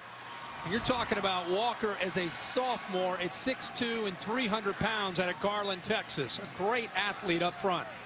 Art Briles likes to use the tennis term that I feel like I helped introduce. Service breaks. Bears are having their service broken left and right here tonight. And Oklahoma now a chance to really take a commanding lead if they can find the end zone again midway in the third quarter. The Allstate bus. Curtis joined us down here in Waco. You can enter the Allstate It's Good sweepstakes. Chance to win $100,000 plus a VIP trip to the Allstate Sugar Bowl and the National Championship game, as well as weekly prizes. What you just said is big in a game like this that can go potentially back and forth. A couple big stops. Oklahoma has been gaining momentum and confidence. It's a team that they've been embarrassed by the last 2 years. This is a huge possession, the way this game is going for this Baylor defense and for the Sooner offense. It's Pirine as they try to tenderize that shorthanded defensive line. Heather? Chris, the injuries for the Baylor defense continue to mount. Now, starting safety Chance Waz just went into the locker room. He has got a left shoulder injury. They're evaluating it. Right now, they're recalling his return doubtful. Remember, last week he had a neck strain. Right now, that same area being evaluated, Chris. And it was. You're right. Was knocked out of the Kansas State game. A hit from his teammate Stewart, who Heather also said is playing hurt. Well, you're right, Kirk. There's some urgency for this Baylor defense that's used to playing with the lead and protecting the lead, and now a bunch of guys out, a bunch of guys hurting. And Phil Bennett's doing everything he can. He's had to move some people around, even when he came in tonight. 56, KJ Smith is seemed holding his thumb, Oakman, but he's a defensive end. They've had to move him down to play defensive tackle some. This would be big for the Bears if they could get off the field here on 3rd and 4.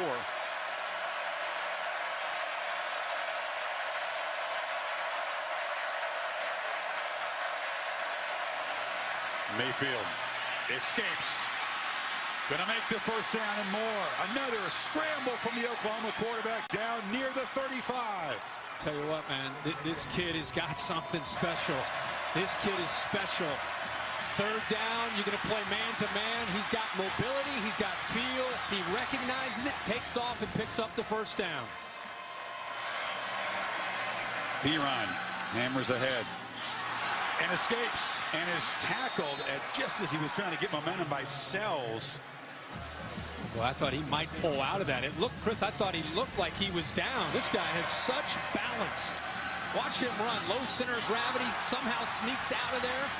And if it were not for the effort by Sells, he's into the end zone again. Watching some of his runs this year, I think this guy's got tremendous flexibility. You're right. For a really powerful guy, and that helps him. He's become such a more complete back, though. He's more agile. He's got more lateral movement. Last year, he was a bull. Mayfield loops the ball for Shepard, far side, out of bounds, overthrown. Lincoln Riley going for blood right now. This is Baylor-like what they're doing, isn't it? That's what I think. We're all sensing how big a possession this is, whether it's Lincoln Riley down there calling these plays or the viewers or you and I. This is a crucial point in this football game. Another third down. Bears are showing pressure. Now remember, when they've showed this blitz, he has an opportunity to be able to try to get the football right here to Sterling Shepard.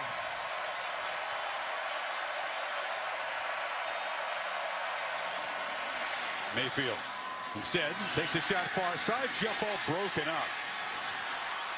Deron Neal very well defended. That was a terrific play by Ryan Reed, who's a backup corner. He has been a starter in the past, and he is stride for stride here. Does a good job. That is textbook right there by Reed. He sensed the hands and the eyes of Neal, and that's when he threw his arm up to knock that football away. Great play. Oklahoma going for it here on 4th and 5. Baylor brought pressure the last play, Chris. Let's see if they bring pressure again and create those one-on-one matchups. Huge play. Mayfield, screen, Shepard. Cannot escape. Brought down, and Baylor makes a stand. 11th catch for Shepard, but couldn't escape Terrell Burt, and the Bears take over. Well, that's, Burt's involved, but the guy who made the play is Trevon Blanchard by getting around the potential block of Mark Andrews. It's a big-time stop here by Baylor. Watch 48 off to the side here. Does a good job of working around right there. Works around. Andrews gets involved, forces him back inside, and that's where Burt and the rest of the Baylor defenders were. But we talked about how important that possession was before it started. They got to stop, and now you see what Baylor can do here offensively.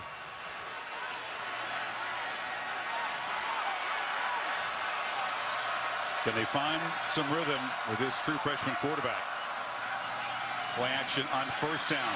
Nowhere to throw the ball. Sidham backpedals and now just chucks it into the Oklahoma bench. Again, great coverage. Yeah, 7 guys in pass coverage. Mike Stoops, I know he's upstairs looking down watching this. This plan that was put together is working up to this point, and it has everything to do with keeping people in coverage and dominating the line of scrimmage with a great defensive line.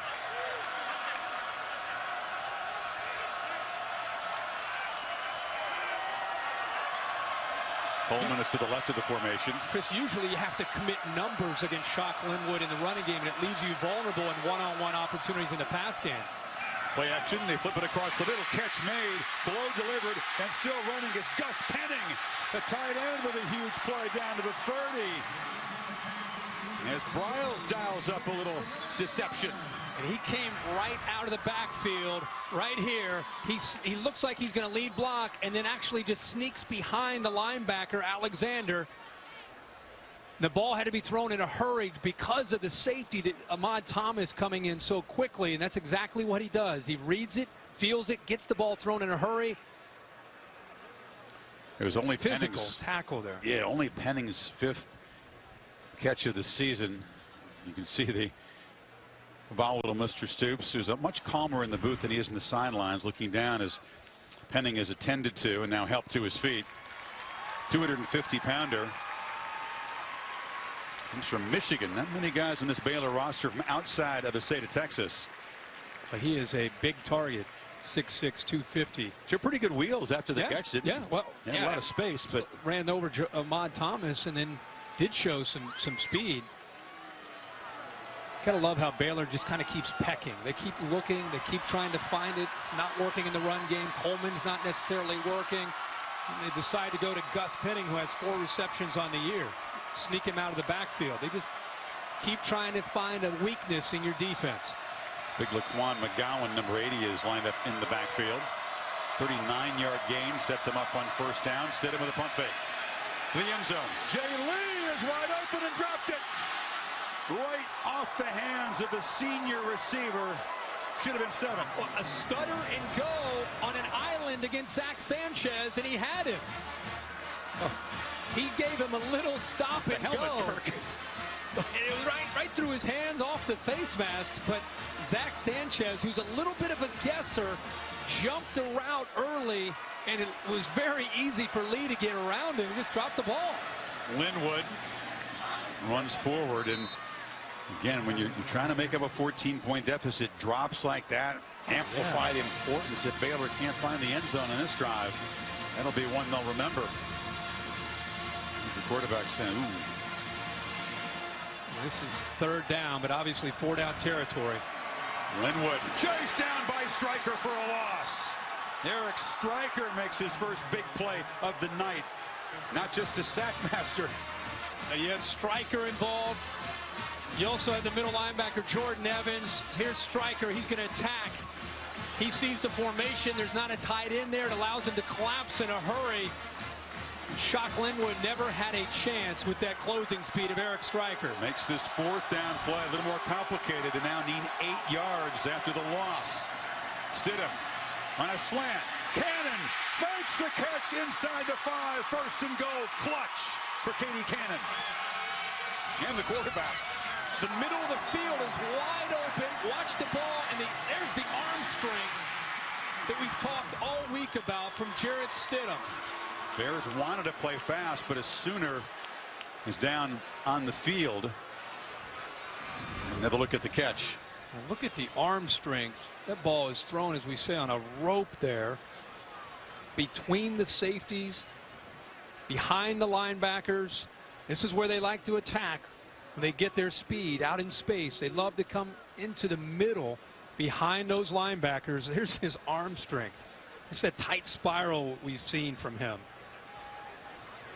Charles Tapper was down for the Sooners, star defensive lineman, but Stidham's been clutch. They had the 3rd and 14. They got the big gain in the last touchdown drive, 23 yards on that 4th and 8.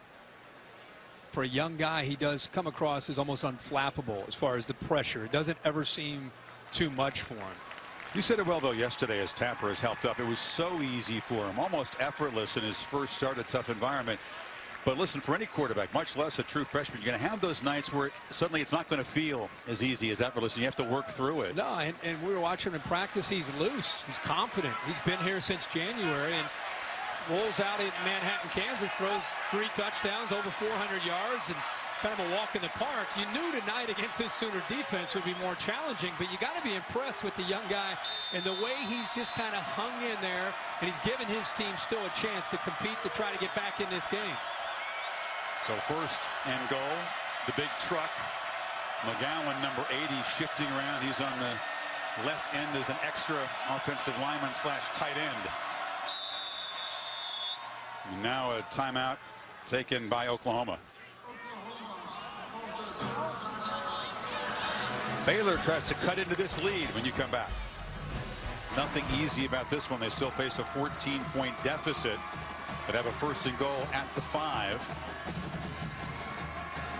They have been physical when they've had their chances tonight inside that 5-yard line. Devin Chafin, usually 28, has been in there. Their power back. Both teams, Kirk, have been perfect in the red zone, each 3 for 3 with touchdowns. What do you think? Throw to the big fella, McGowan? Big 80. He's got great hands, very soft hands. He's in the left side in the tight end position. Chafin already with 3 touchdowns. They fake it to him. Throw it to the big fella. 410-pound touchdown. Art Briles had a twinkle in his eye. He said, come on, you get involved the big fella so you might see something. That's what I thought. Good call there. If there's ever a time to see it. 1st and goal. The big 400-pound tight end. You got to get him the ball. The only other time he's had a chance was in last year's bowl game against Michigan State. We saw him in practice. We were mesmerized by how soft his hands were, catching balls one-handed. He's a terrific story, too. He wanted to be an NBA star growing up, kind of outgrew that. Went to high school at a boys' ranch, which he actually asked for. Gave him discipline, direction in his life, and you can see the talent. Soft hands, good feet for a big fella, huge fella. And it's actually a really good call because they're not anticipating him sneaking in behind. They're thinking that Chafin's going to run the ball. So he just does a nice job there and just shows a little bit to Devontae Bond right here. Just gets his hands up and then just comes off of him. Stidham gives him a little time, has the patience there to be able to get him. Takes a little bit of time for 400 pounds to get around. you know when you score a touchdown, you try to lift up the guy that scores. Are you kidding me? They tried to. Who's trying to lift him up? They tried to lift Laquan. Oh, Durango got him up. Heather, what do you got? Hey guys, Laquan McGowan is large, as you guys talked about. He wears a size 21 shoe, but during games, he squeezes into a petite size 18. He says even though his toes are pinched, it helps him run faster, and that his correct shoe size feels too heavy on the field. And when you're younger, imagine trying to find a size 21 shoe. He was competing in sports, asked the Dallas Mavericks for help, asked the Cowboys for help. They didn't have shoes big enough, so Shaquille O'Neal sent him shoes when he was playing for the Phoenix Suns, so he'd have some shoes big enough. Kick goal and bounce out of bounds. All he does is score touchdowns, Kirk. 3 career receptions, 3 touchdowns for Big Laquan. Let's go to Cassidy Hubbard for an update from the studio. Thanks, Chris. Taco Bell studio update. Houston came back from being down 20. Memphis with a chance to retake the lead, but Jake Elliott misses the 48-yard field goal. Houston survives to stay unbeaten. Meanwhile, Stanford needed a 2-point conversion for the tie with seconds left, and Kevin Hogan incomplete pass. Oregon upsets Stanford 38-36. Chris, hurry, back to you. Wow, what a huge win for Helfrich and the Ducks, and that's obviously a critical loss for Stanford's playoff chances and probably for the whole conference's chances. That's what I said this morning on if Stanford were to lose tonight, get outscored by Oregon, that could really crush the Pac-12 and their chances of getting into that top 4 remainder of the way. Utah, I suppose, only the glimmer of hope from that league. So the Sooners up only 7 now. Hand it to Pirine, who breaks another tackle, gives another stiff arm, and makes another good first down gain. Now, here's a flag. A helmet was ripped off one of the defensive linemen. That was Billings who lost the hat. I don't think it came off on its own. Well, there were 2 guys just swinging at each other. Jonathan Alvarez, the left guard, and you said Billings. Boy, they were going after each other. Reggie Smith trying to sort things out there with his crew. They've had their hands full tonight. Been a hot-tempered game. Mental mistakes on both sides. Personal foul, hands to the face. Offense number 68. Caused number 75's helmet to come off. 15-yard penalty from the dead ball spot. It's second down. Number 75 may remain in the game.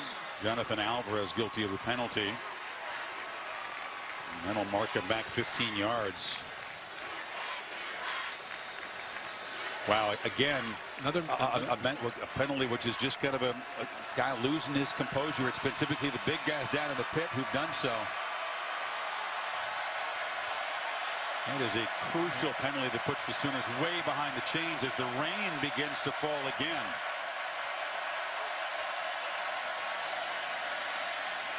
Mayfield rolling out. Under pressure, just throws it away. Blanchard has had a big night, was given chase. 3rd and 20. He tried some misdirection with that fast-flowing Baylor defense. The Bears in that speed able to chase Mayfield down, and now after that huge mistake by Alvarez, probably just run the football here and try to avoid a mistake.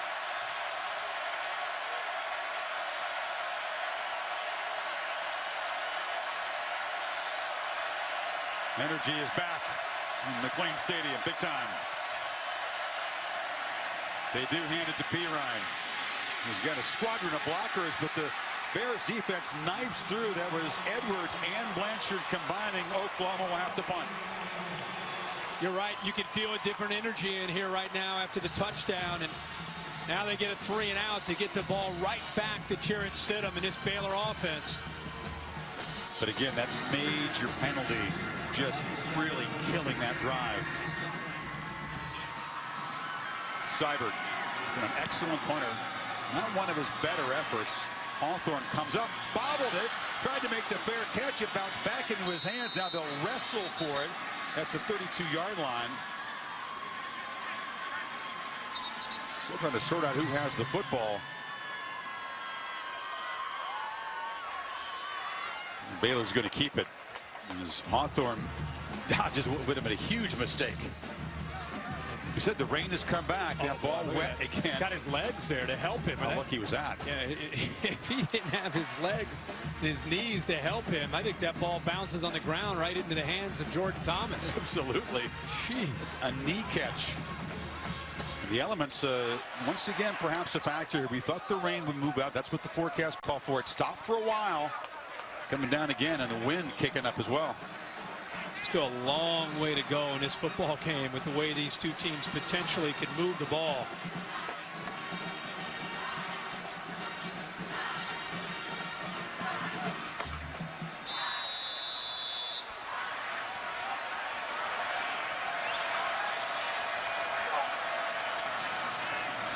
Linwood, there's some hesitation. Stidham wanted to pull the ball. Linwood didn't want to give it up. And the quarterback keeps it for a short gain. That's a zone read play with a quarterback and the running back. Remember, they're not sure who's going to get it depending on what the defensive lineman does. And Walker doesn't really commit. So you got Linwood saying, you better take it. And you got Stidham saying, you better take it. You're lucky to get back to the line of scrimmage. Now Stidham fires. Intercepted. Zach Sanchez has got it. Weaving his way down inside the 30. A miscommunication between receiver and quarterback, and Sanchez makes a big play. That's exactly right. K.D. Cannon not on the same page with the young freshman Stidham. And in this offense, this is about timing, and Stidham gets the ball out. He read a certain coverage. There's a lot of adjustments to coverage. Cannon didn't even know the ball was thrown. He runs a quick slant. And Stidham expecting something else because of the coverage that he saw. You can see the ball is thrown. Cannon has no idea. Part of Baylor's offense, again, is the receivers and the quarterback being on the same page and reading the coverage together.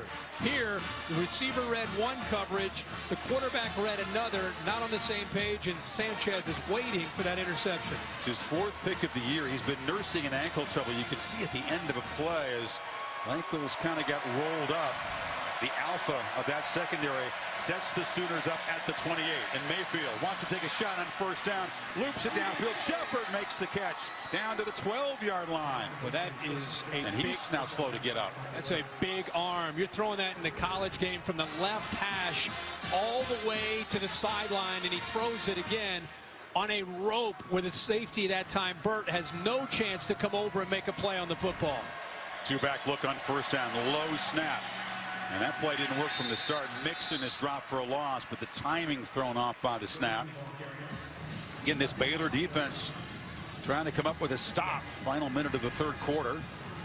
You're right. That had a weird feel from the beginning here. They really didn't have much of a chance. Baylor all over it with the timing. You're right, because of the snap off. Young made the tackle for a loss of 3 yards. Second down, clock at 15 seconds in the 3rd quarter. Rain picking up even more now. Mixon tries to make the edge. Cannot hit hard. Another loss. Consecutive losses as Jamal Palmer came up to hit the running back, and tempers flare again. Mixon lost his helmet. This defense is flying around right now.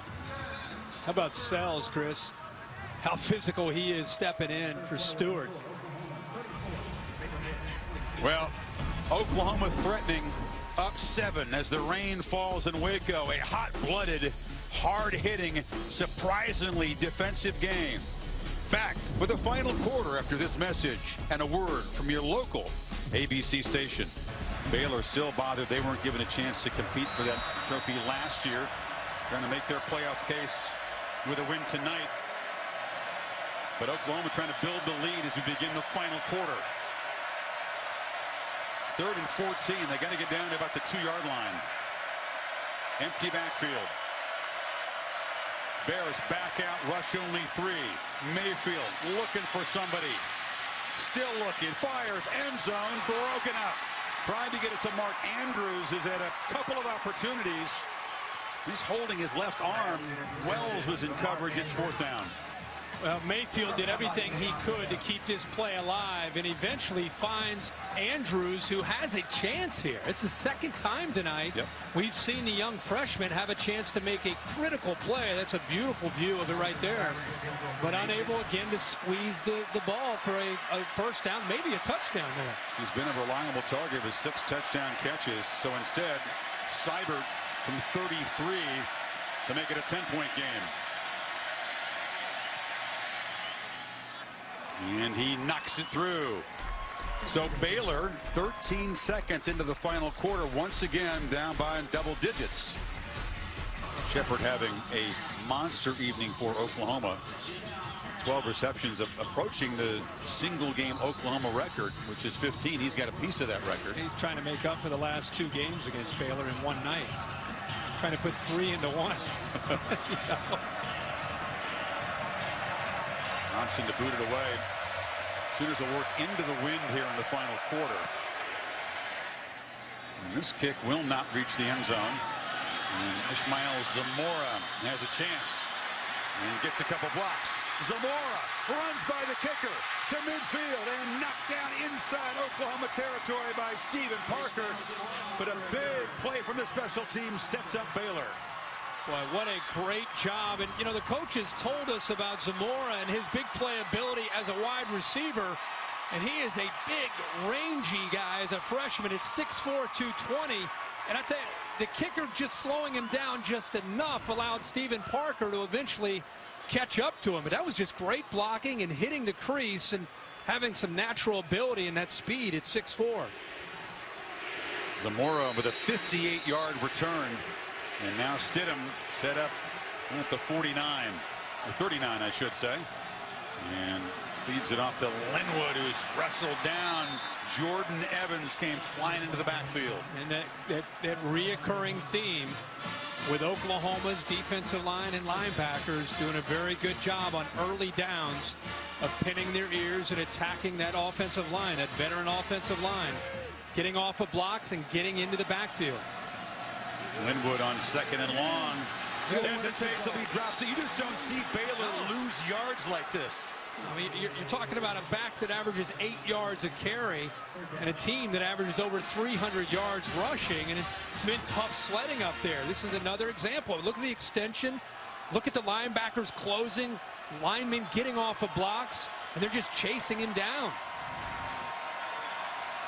2 runs, lose 5 yards, and now Stidham facing 3rd and 15. And I don't care how good a freshman quarterback you are in this, and how good this offensive scheme is.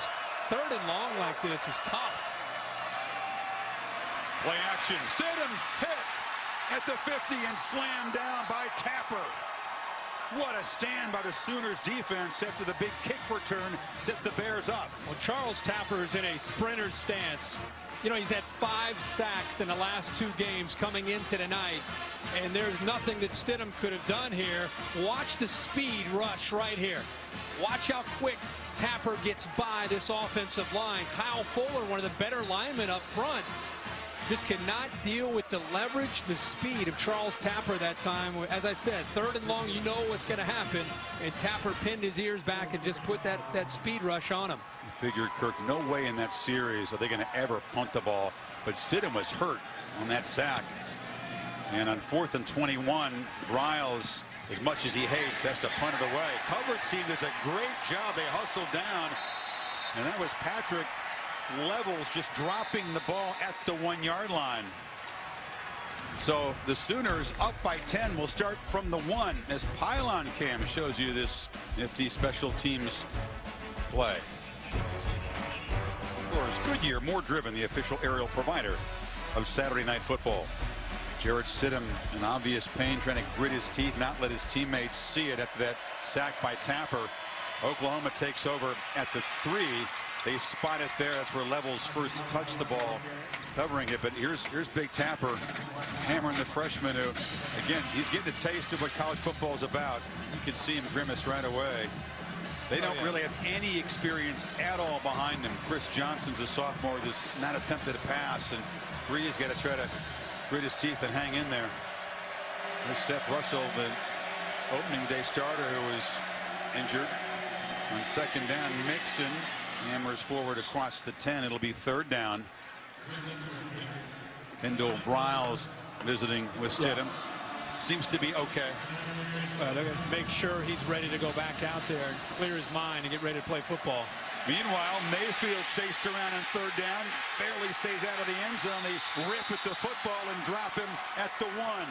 Jamal Palmer, and again, Trevon Blanchard in there. Yeah, Blanchard's had a heck of a night for this Bears defense, and you got to love Phil Bennett's mentality. We've got him pinned back. Let's pin our ears back ourselves. We've seen Oklahoma doing that a lot. I'll tell you, I think we've called Jamal Palmer and Trevon Blanchard's name more than anybody else on this defense tonight. They've been out on the edge. They've been blitzing from the outside, making plays against this very talented Oklahoma offense all night. You're right. Phil Bennett doing a heck of a job staying aggressive. Both very long, athletic guys. Blanchard had the pick earlier. Seibert backed up in his end zone, and this very, very good freshman punter drives them back to the 45-yard line. So Jarrett Stidham gritting his teeth, back to work with good field position as the Bears, with 11:01 to play, try to cut into this lead. Remember, the Bears had the big kickoff return. It looked like they had some momentum, and then, of course, they end up having to punt. How important is special teams? They punted inside the 5-yard line. The Sooners go 3 and out. And now Stidham, even after the sack and the disappointment, they get the ball right back in plus territory. Still only down 10 with 11 minutes to go in this game. Stidham gained 28 pounds since he arrived in Baylor as an early enrollee. He was a skinny kid in high school. He's been rooming with 2 offensive linemen, including Spencer Drango. So maybe hanging up with the O-line has helped him bulk up and survive hits like that last one. A 1st down throw far side. It's low, and Jay Lee couldn't come up with it. You know, we showed him grimacing. We showed him with a coat on with all the rain. We showed Kendall Briles talking to him, Seth Russell talking to him. The one thing we didn't see was him throwing. I was surprised. That's the first ball that he has thrown since he came off after he got body slammed by Charles Tapper, and that was not like him, the throw that he just made right there as far as his accuracy and velocity. Here's a 2nd throw. The downfield shot. Coming back for the ball is Cannon, and he's wrestled out with a 1st down. 2 Sooner defenders, Kirk, but he didn't really spy the ball. Well, Parker never finds the football, and Cannon does a good job of coming back to the ball. It's a bit underthrown. You can see Parker's just lost in one-on-one coverage, and that's the matchup. Who's going to win those matchups on the outside? Give KD Cannon there. They got 27, and now Stidham tries to escape again. Loops the ball for the end zone. 2 receivers come to the area, and it's caught by Lee for a touchdown.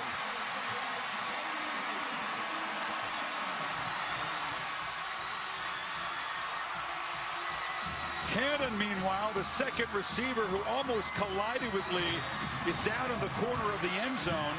Not how they drew it up, but they'll take it. Right.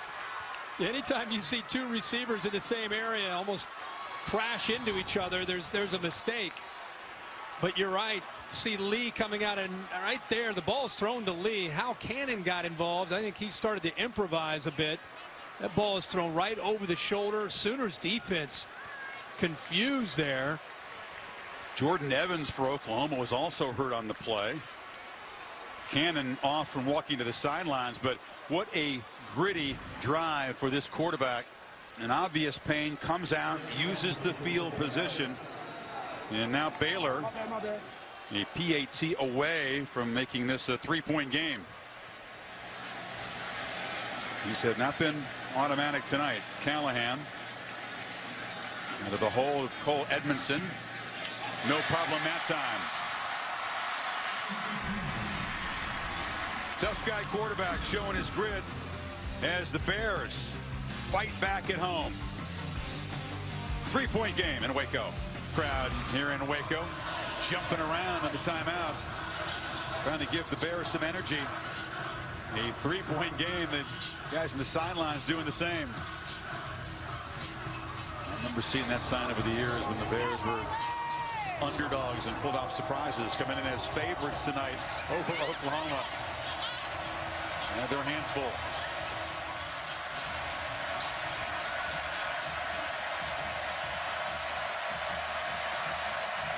Evans with a breeze in his back, boots it to Ross, who will bring it out. Alex Ross straight up the middle. dragged down at the 23. Our LG V10 moments of the day. 2 unbeaten teams had to rally in the fourth quarter to stay unbeaten. Oklahoma State was down 17 at Iowa State. Came back to win by 4, outscoring the Cyclones 14-zip. Sets up the potential showdown at home next week against Baylor. Michigan, a late touchdown to force overtime, won it in double overtime in Bloomington. And Houston, they were down by 20 to Memphis in the fourth quarter, won 35-34 with a big rally late as the Cougars stay unbeaten. And Oregon knocking off Stanford on the road, ending the Cardinal playoff hopes.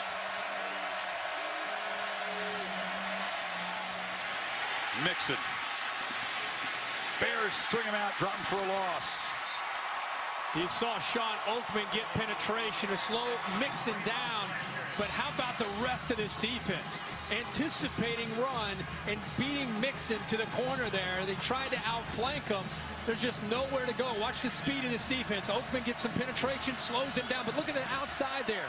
Look at all those black jerseys. And Trevon Blanchard again just selling out with effort on that play. Mayfield rolling, chased. Throws it into the benches. He's dropped. The flag comes in. Blanchard was pressuring him. So was Palmer. Mayfield slow to get up. Personal foul, horse collar tackle, defense number 48. 15-yard penalty, automatic first down. Actually wasn't a tackle. He did grab the horse collar of Mayfield. That's Blanchard there as he was throwing the ball away. Blanchard again with that speed, but right there with the right hand, pulls the back of that jersey. Right in front of the referee. Such a potential for injury on a tackle like this. Pull backward, you could see Mayfield grab his leg after the tackle. I was looking at the ankle or the knee. He's up though and ready to play the next down. Improves the field position up to the 32. Mayfield still easy. Now both quarterbacks are trying to play through some pain. Now it's Burt, Terrell Burt, the safety, just in the secondary on his back. That was a called injury by Baylor's Ryan Reed, number 9. He told Burt, "You're supposed to be hurt. Go down." I've never seen anything like that in my life.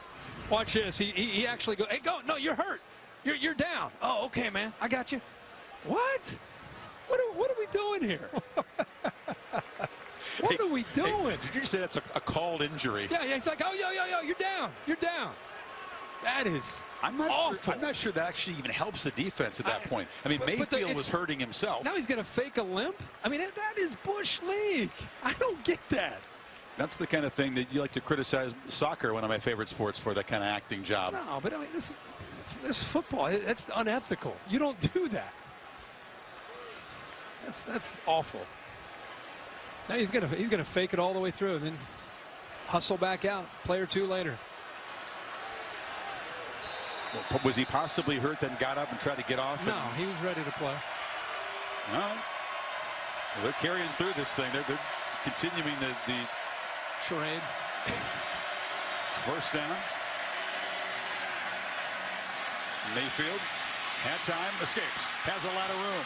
Mayfield shaking, diving to midfield. He is ripping his arm. Both quarterbacks just battling through some pain, but they move the chains again. Again, man-to-man coverage with an athletic quarterback. You've got to be very careful. If you're not going to spy him with a linebacker, he's going to have a lot of room to run. In fact, we've seen Baker Mayfield tonight recognize that man under coverage and take off and run and pick up big yards. He's got those rubber pellets that are in the field. They're all over his face, his face mask. He doesn't care. Ryan muscles forward for just a few. You know, you talk about this conference, Kirk, and now it's all about finesse, and they don't really hit or tackle or play defense. We are seeing the opposite of that tonight. Oh, without a doubt. If people have not seen a lot of Big 12 football, they have to be appreciating the contact, physicality, the way these teams are playing on both sides of the football. Yeah, you're seeing some points, but you're seeing two defenses fly around and make some plays, too. You're seeing two defenses that are really going to be under stress, aren't they, in the final 9 minutes, because both offenses have begun to crank it up and run lots of snaps. Play action on second down. Mayfield has time. Can he find a receiver? Flips it complete First down at the 40-yard line. That's D.D. Westbrook. He took a shot at the end of the play. What he did there is he was trying to get the ball to his main man tonight. Throwing the ball to Sterling Shepard, but he's taken away. Watch him come off of him in the middle. Shows the patience, and then eventually D.D. Westbrook breaks free. Good job of improvising there by Westbrook, and a nice job by Mayfield of seeing him. Yeah, good toughness. The receiver had to know he was going to take a big shot after that catch. Ryan hammers ahead. Brought down by the ankle, but he's got a first down inside the 30. It was Singleton saving a touchdown. Yeah, he follows Orlando Brown, the freshman left tackle, and Jonathan Alvarez. Watch the two big fellas lead the way on a counter play. Opens it up, and again, he's got acceleration for his size at 230. 157 yards for Ryan.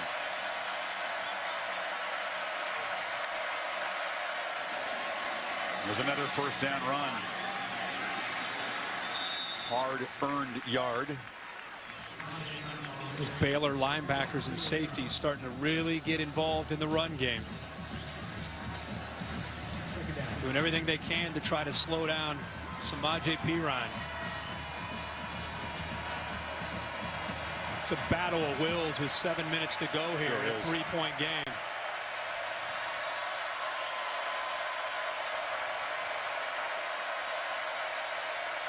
Sooners using some play clock here. Second down throw, near side, catch made. Shepard out of bounds. First and goal, Oklahoma. It's one-on-one matchup. Sterling Shepard matched up against a safety, Singleton, who is in this football game right now. Look at the cushion that Singleton gives Shepard because of the appreciation and respect of how he can get by him vertically, but a mismatch when you have your best receiver and the quickest receiver up against a backup safety, and that time Baker Mayfield was able to locate him and make a nice throw.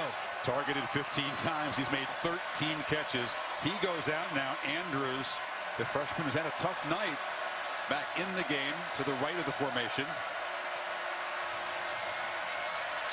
And the clock was running down. And Oklahoma has to spend its second timeout. Soup's frustrated. Did not want to get back to 5 yards there, that's for sure. I think Bob wants this one tonight. Yeah, he's got a little bit of fire going tonight. He sure did. In the pregame warm-up, he was extra involved. He would love to throw the headset, but he can't. You can see the head, the visor, and the hood. And let me throw that thing. Can I?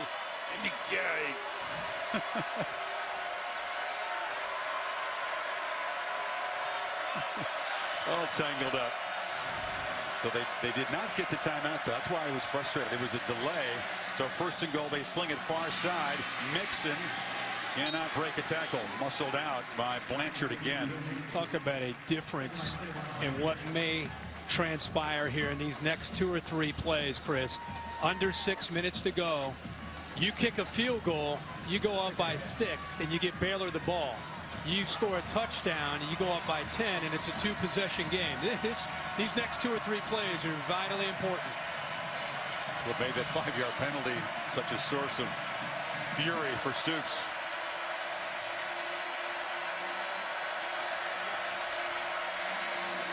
Fake it to Mixon.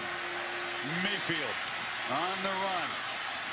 Keeps it knocked out inside the 10.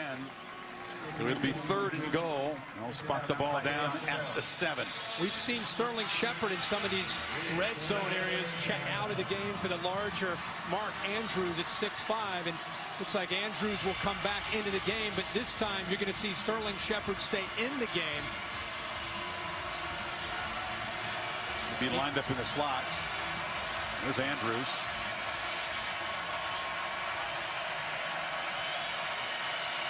Third and goal. Another huge play.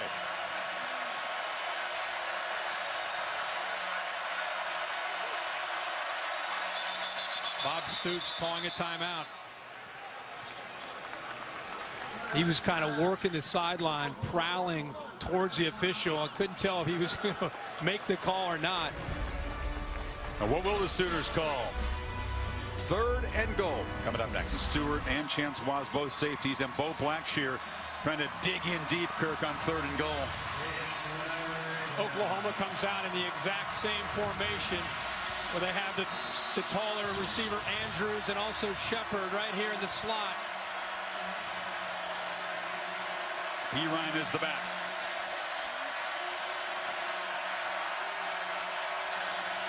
Bears rush only 3. Mayfield looking, scrambling, retreating, fires to the end zone for a touchdown to Flowers.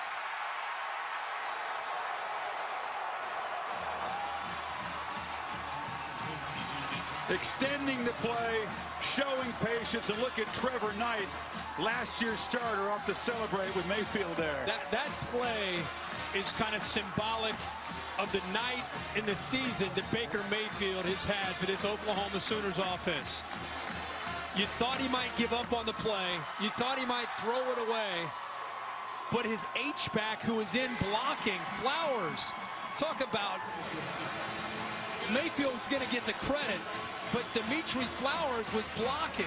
He wasn't even going out for a pass, and he turned around and figured out, keep your eye on this guy right here. And this play takes a long time, but he is in blocking, waiting. You think he might run, and then he decides right here to take off and try to get out into the open field. I can't believe none of the linemen went downfield. In fact, the freshman, Samia, the right tackle, actually did. The right tackle, 75 from Oklahoma. He's almost near the goal line. You can't blame him. Mayfield was failing for 15 seconds back there. But Flowers has made 2 catches tonight, both of them huge. One setting up a touchdown, and now that touchdown gives Oklahoma a 10-point lead inside of 5 minutes to go, and may have been their crucial play to help the Sooners get some payback against Baylor. I cannot say enough about Baker Mayfield, the energy, the heart that he possesses, and how his team feeds off of him. Remember, he made the mistake to Blanchard and had the report. He went right away to the offensive line and took ownership of the mistake and said, guys, hang with me. I'm going to make up for that. And he's played beautifully since that mistake. Yeah, without a doubt. I mean, this whole offense has done such a remarkable job since the game in Texas against the Longhorns, where they lost and had a miserable day offensively. I'm just wondering, they couldn't find a scholarship for him in Lubbock? No doubt. I'm just saying. Chris Platt gets the edge, and he gets knocked down at the 30-yard line. So Baylor's got to show serious urgency. Over on ESPN tonight after the Wazoo-UCLA game. Stick around for SportsCenter at night. A recap of another eventful Saturday in college football. SportsCenter at night also streams live on the Watch ESPN app. Remember, you're talking about a Baylor offense that specializes in scoring in under 2 minutes. I mean, they can score in a hurry, and that's exactly what it's going to take right here from Stidham and his group of wide receivers to make some big plays, something that's been tough for them to do against his Sooner secondary. Stidham downfield, intercepted, tried to take a shot. Ahmad Thomas came across and made the catch, and that might do it for Oklahoma. This secondary given so much abuse and grief, so embarrassed. But the last 2 meetings, how sweet is this celebration? Well, it's an amazing way to potentially wrap this up. Mike Stoops deserves a ton of credit.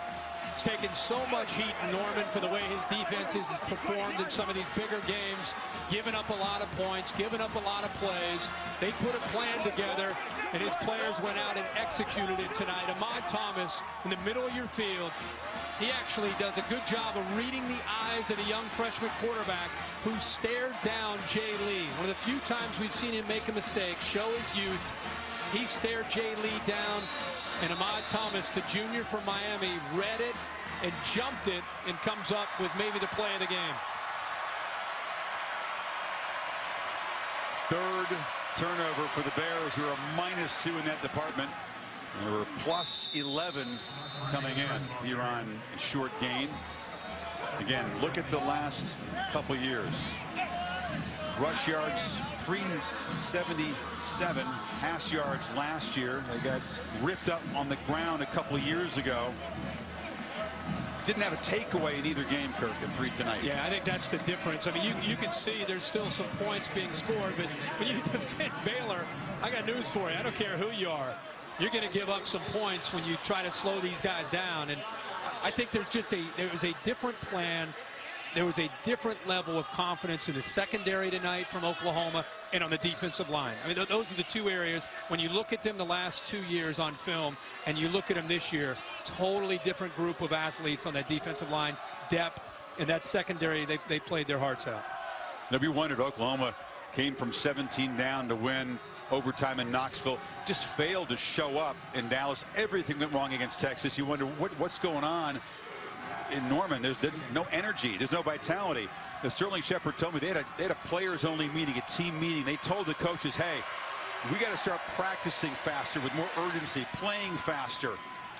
And this team still had a lot to play for at that point, but we wondered, Kirk, with the last 4 games, they were blasting people, but how much of that was level of competition? How good really was this team? We're finding out tonight. And that was only fair. It was only fair to look at how much they had improved from Texas and to wonder, you're right, is it because they're playing Texas Tech and Kansas and some of the others, or is it because they've actually improved? And I think tonight, especially on the offense, from where they were that night that they played in Dallas to where they are now, it's a totally different feel and different looking team.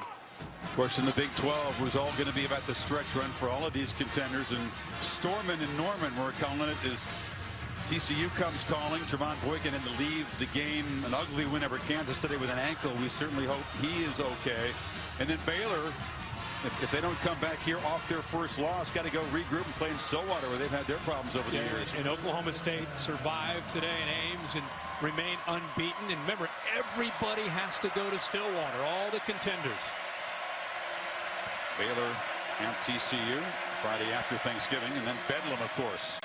Mayfield steps up, delivers. Shepard, one more catch. Shepard spins and knocks down at the 40-yard line. And Shepard within a catch now of equaling that school record for receptions in a game. He's got 14. Oklahoma not stepping off the gas uptown, are they? No, and Sterling Shepard, a senior, a guy that probably could have come out last year. His father played for OU. The story is well documented, how he was around the locker room after his father passed away. Bob Stoops reached out to him when he was just a little guy. And he grew up around the locker room, grew up loving the Sooners, and he's done everything he can these last 2 or 3 years. He's been disappointed at times, and trying to put it all together tonight has had a career night. Perine on first down. Shepard again knocked out in the first quarter a couple of years ago in a loss. Couldn't play at all last year. Was injured, had a groin injury, had to helplessly stand and watch his team get blown out at home. And you just sense every Oklahoma player we talk to, the eagerness, the energy, the anticipation for this game tonight, and it's played out. Yeah, their pride was on the line. You know what I mean? They felt that, you know, all due respect to Baylor and what Baylor's done to them, a lot of these guys have lived it. And they felt that, hey, we still have a lot of pride as a program, and we're embarrassed by what's happened, and let's go to Waco and see if we're good enough to beat a really good team. Perine, short gain. Talked about since that Oklahoma game, this is going to be the 5th straight game the Sooners have gained 500 yards offense. Their streak of 50-plus points may be stopped, but this is an offense that's going to be very difficult for anybody to deal with. Yeah, especially with Baker Mayfield, the way he's playing. And, you know, we heard this week about Jason White, who won a Heisman Trophy, and Sam Bradford, who won a Heisman Trophy in Norman. And you start to look 9 or 10 games into a season, and you compare what Baker Mayfield has done to 2 guys that won the Heisman, and you start to look at his numbers. Should he be in the mix, you think? Absolutely. This year, should he be in the conversation? Because he hasn't been. He's been basically overlooked. He should be. He should be. I agree. This is the kind of game that can elevate you. Here's the keeper for the quarterback. Still running around and just slides on the wet carpet for a first down. And they'll continue to chew on clock. And that could just about do it. Baylor with just 1 timeout. Because what doesn't show up, and if you watch this game for 4 quarters and you've watched this team play this year, they feed off of him. That's the difference. The intangibles, the heart, the fire. Again, I have not seen an Oklahoma quarterback in a long time that had such an impact on his team. So it's not just putting his stats next to these others. It's what he does to this team and how they feed off of his energy. Very different kind of quarterback from Sam Bradford, who was a brilliant player. A little more cerebral, perhaps, not as fiery as absolutely. But Sam impacted his guys in a way, too. Maybe not with the fire, but we've seen the recognition tonight from this young man. He's made great throws. This was a touchdown earlier in the first half. I've been blown away to see his arm strength in person. And, of course, he has what it takes to improvise, create the mobility to be able to try to keep a play alive, the ability to extend plays, and this is the last touchdown. I mean, instead of giving up on it, he believes in his team and his players and his own athletic ability and comes up with big play after big play. Bears are going to lose for the first time at McLean Stadium. They had been 10-0 here, average margin of 32 points, and their 20-game home winning streak, which goes back to Floyd Casey, snapped here. The Ford wrap-up show with Cassidy Hubbard is coming up right after the game. As the Sooners are in victory formation, a very, very satisfying win on that level, but also a crucial one because Oklahoma, she ranked 12th by the selection committee. That could reshape things. As we start to stack these one-loss teams, after what we've seen from Oklahoma since their loss to Texas, and with everybody that potentially they're going to start losing ahead of them, Oklahoma throws their hat into the ring with all those other one-loss teams. And they still have TCU and Bedlam with Oklahoma State in front of them. Boomer Sooner comes to Waco and beats the Bears. Very different handshake last year when Soup suffered his worst home loss ever at the hands of Briles. Cursory and a handshake. Briles to Mayfield. Shepard, monster night, didn't quite get the record, fell one catch short. He didn't care about that.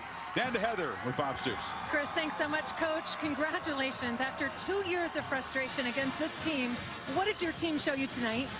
Played really well. They executed well, both sides of the ball, came up with big plays, you know, played within ourselves and played a good game. Your offense is an entirely different offense than it was even at the beginning of the season. How did it help you tonight? But, you know, staying on the field, making big plays. Baker Mayfield, again, was incredible. And, you know, when you play Baylor, too, you've got to score, keep them on the bench and move the ball, and we were able to do that. 5 games ago, hard to believe this very same team lost to Texas. Since then, what has changed about these Sooners? Well, you know, the execution overall has improved every week, and come in here in their place and win here was another good win. And let's talk about your brother and what his defense did for you guys, slowing down this very prolific Baylor offense. How did they do it? Yeah, the entire defense was great. First, we controlled the run game after the first series. And then we covered them. We challenged them. Our secondary, they did a great job covering, breaking to the ball, and challenging their receivers. Coach, congrats on a great win. Thank you. Thank you. Chris? Well, the Oklahoma fans, Kirk, in the upper deck are hooping and hollering as the Sooners celebrate in the opposite corner. Bob Stoops, very, very satisfying win. This has to rank up for him in recent years. This is a huge win for Bob Stoops. It's obviously a big win for the program. But Bob Stoops, you know, he has dealt with some things where fans and you know, media, people have kind of gone after them as a program, and the big game Bob moniker that's been out there, and people have kind of taken some shots at him. So this was big for him and big for this team. Is they try to compete in 2015, but just in a broader sense for his legacy and showing people that Bob Stoops and Oklahoma still matter in the Big 12. Big night for the defense, but the AT&T strong performance will focus on the 3 offensive stars for Oklahoma. Baker Mayfield threw for 270 and 3 touchdowns, ran for 76 yards and 1. He ran at a $166. Shepard, again, 14 catches and 2 touchdowns. Back to Heather with Mayfield. Thanks so much. Baker had incredible numbers, Chris. As you mentioned, also swiped the game ball here, has it tucked away in his helmet. He told me not to tell, but I had to bust on you, Baker. You think they're going to find out? Yeah, they'll find out. Nah, you busted me. What was the difference tonight? Back and forth, you threw a pick 6 early, and you gritted it out. What do you think was the X factor? Just focusing in and doing our job. I mean, That interception's all my fault. If I'm going to miss anywhere on a pass, I got to miss outside, and that kid made a good play on it. And so I learned from my mistakes, and I was more aggressive from there. I heard you go to your offense after that interception and tell them, you know, what you just said. It was my bad. It won't happen again. Where does that belief and that confidence come from? I believe in my guys, and right now we have an incredible team. I believe in us, and I think we can go wherever we think we can. So I'm proud of us. And so I'm confident in us right now, and that's where it comes from. What has changed about this offense and this overall team? Five games ago, we saw you guys lose. Now we see you guys just conquering the world out here with an incredible offense. What's been the difference? I mean, we went into Texas, and we were we were focused about the atmosphere. I mean, we weren't focused about doing our job and the details. And that's what this whole offense is about. It's about doing your job down in and down out. And so when we do that, we're successful. And that's what we've been focusing on the past weeks. Congrats on the great win, Baker. Enjoy that game ball, too. Don't give it back. Chris. Meanwhile, there's Stidham, a tough second start for this freshman who will have a big future. Yeah. Oklahoma, when you look at that Red River performance, it really is one of the outliers of the season. It's the one really good game that Texas has played all year. You wondered about Oklahoma, as you see Mike Stoops back in the press box celebrating. But now, Kirk, you have to really rethink Oklahoma as a playoff contender. Why not a one-loss team from this conference if the Sooners can take care of TCU and, as of now, unbeaten Oklahoma State? Well, they're going to move up, obviously, this week in the rankings, and now they start to become, we said earlier, one of the teams of all the one-loss teams. The Texas loss will hurt them. If they get into the end of the year and it's a one-loss Notre Dame who took care of Texas and a one-loss Oklahoma, that could hurt them potentially. But the thing you have to remember is they beat Baylor and Waco, a good Baylor team. They still have a chance to play TCU. They still have a chance to go out and play Oklahoma State in Stillwater. So a lot of it is in front of them. And as it happens every year, teams are going to lose in front of you. If you keep winning, you're going to keep climbing. At the very least, if they were to win out, they're going to be in the discussion for sure. Baylor, which came in with strengths of schedule issues, you would have to feel like this loss is going to knock them out of contention. They could potentially be a spoiler. Our Browns wouldn't like that label, but they go to Oklahoma State, which had to survive today in Ames. We're down to 5 unbeaten teams: Clemson, Ohio State, Oklahoma State, Iowa, and Houston now, which came back. You and I have covered this Oklahoma team since 2000 many, many times, and we've seen them even win national championships. I don't know if I've ever seen a group of Oklahoma players and coaches so excited after a win than what we're witnessing right now. This obviously meant a lot to them, the opportunity and the challenge to come to Waco to take on this talented Baylor team. Yep. The pent-up frustrations, the embarrassment of recent years, but also what it means for their season. The Oklahoma Sooners come as underdogs to Waco and knock off the Bears by 10, putting themselves very much in the playoff conversation. 44-34 is the final for Oklahoma here at McLean Stadium. Tonight's game was produced by Bill Bonnell, directed by Derek Mobley. For our entire crew, which braved the elements here in Waco, and for Kirk Herbstreit and Heather Cox, I'm Chris Fowler saying so long from Waco, where Mayfield and the Sooners are elated with themselves tonight, and why not? The Ford wrap-up show coming up right now as we kick it off to Cassidy Hubbard. Cassidy?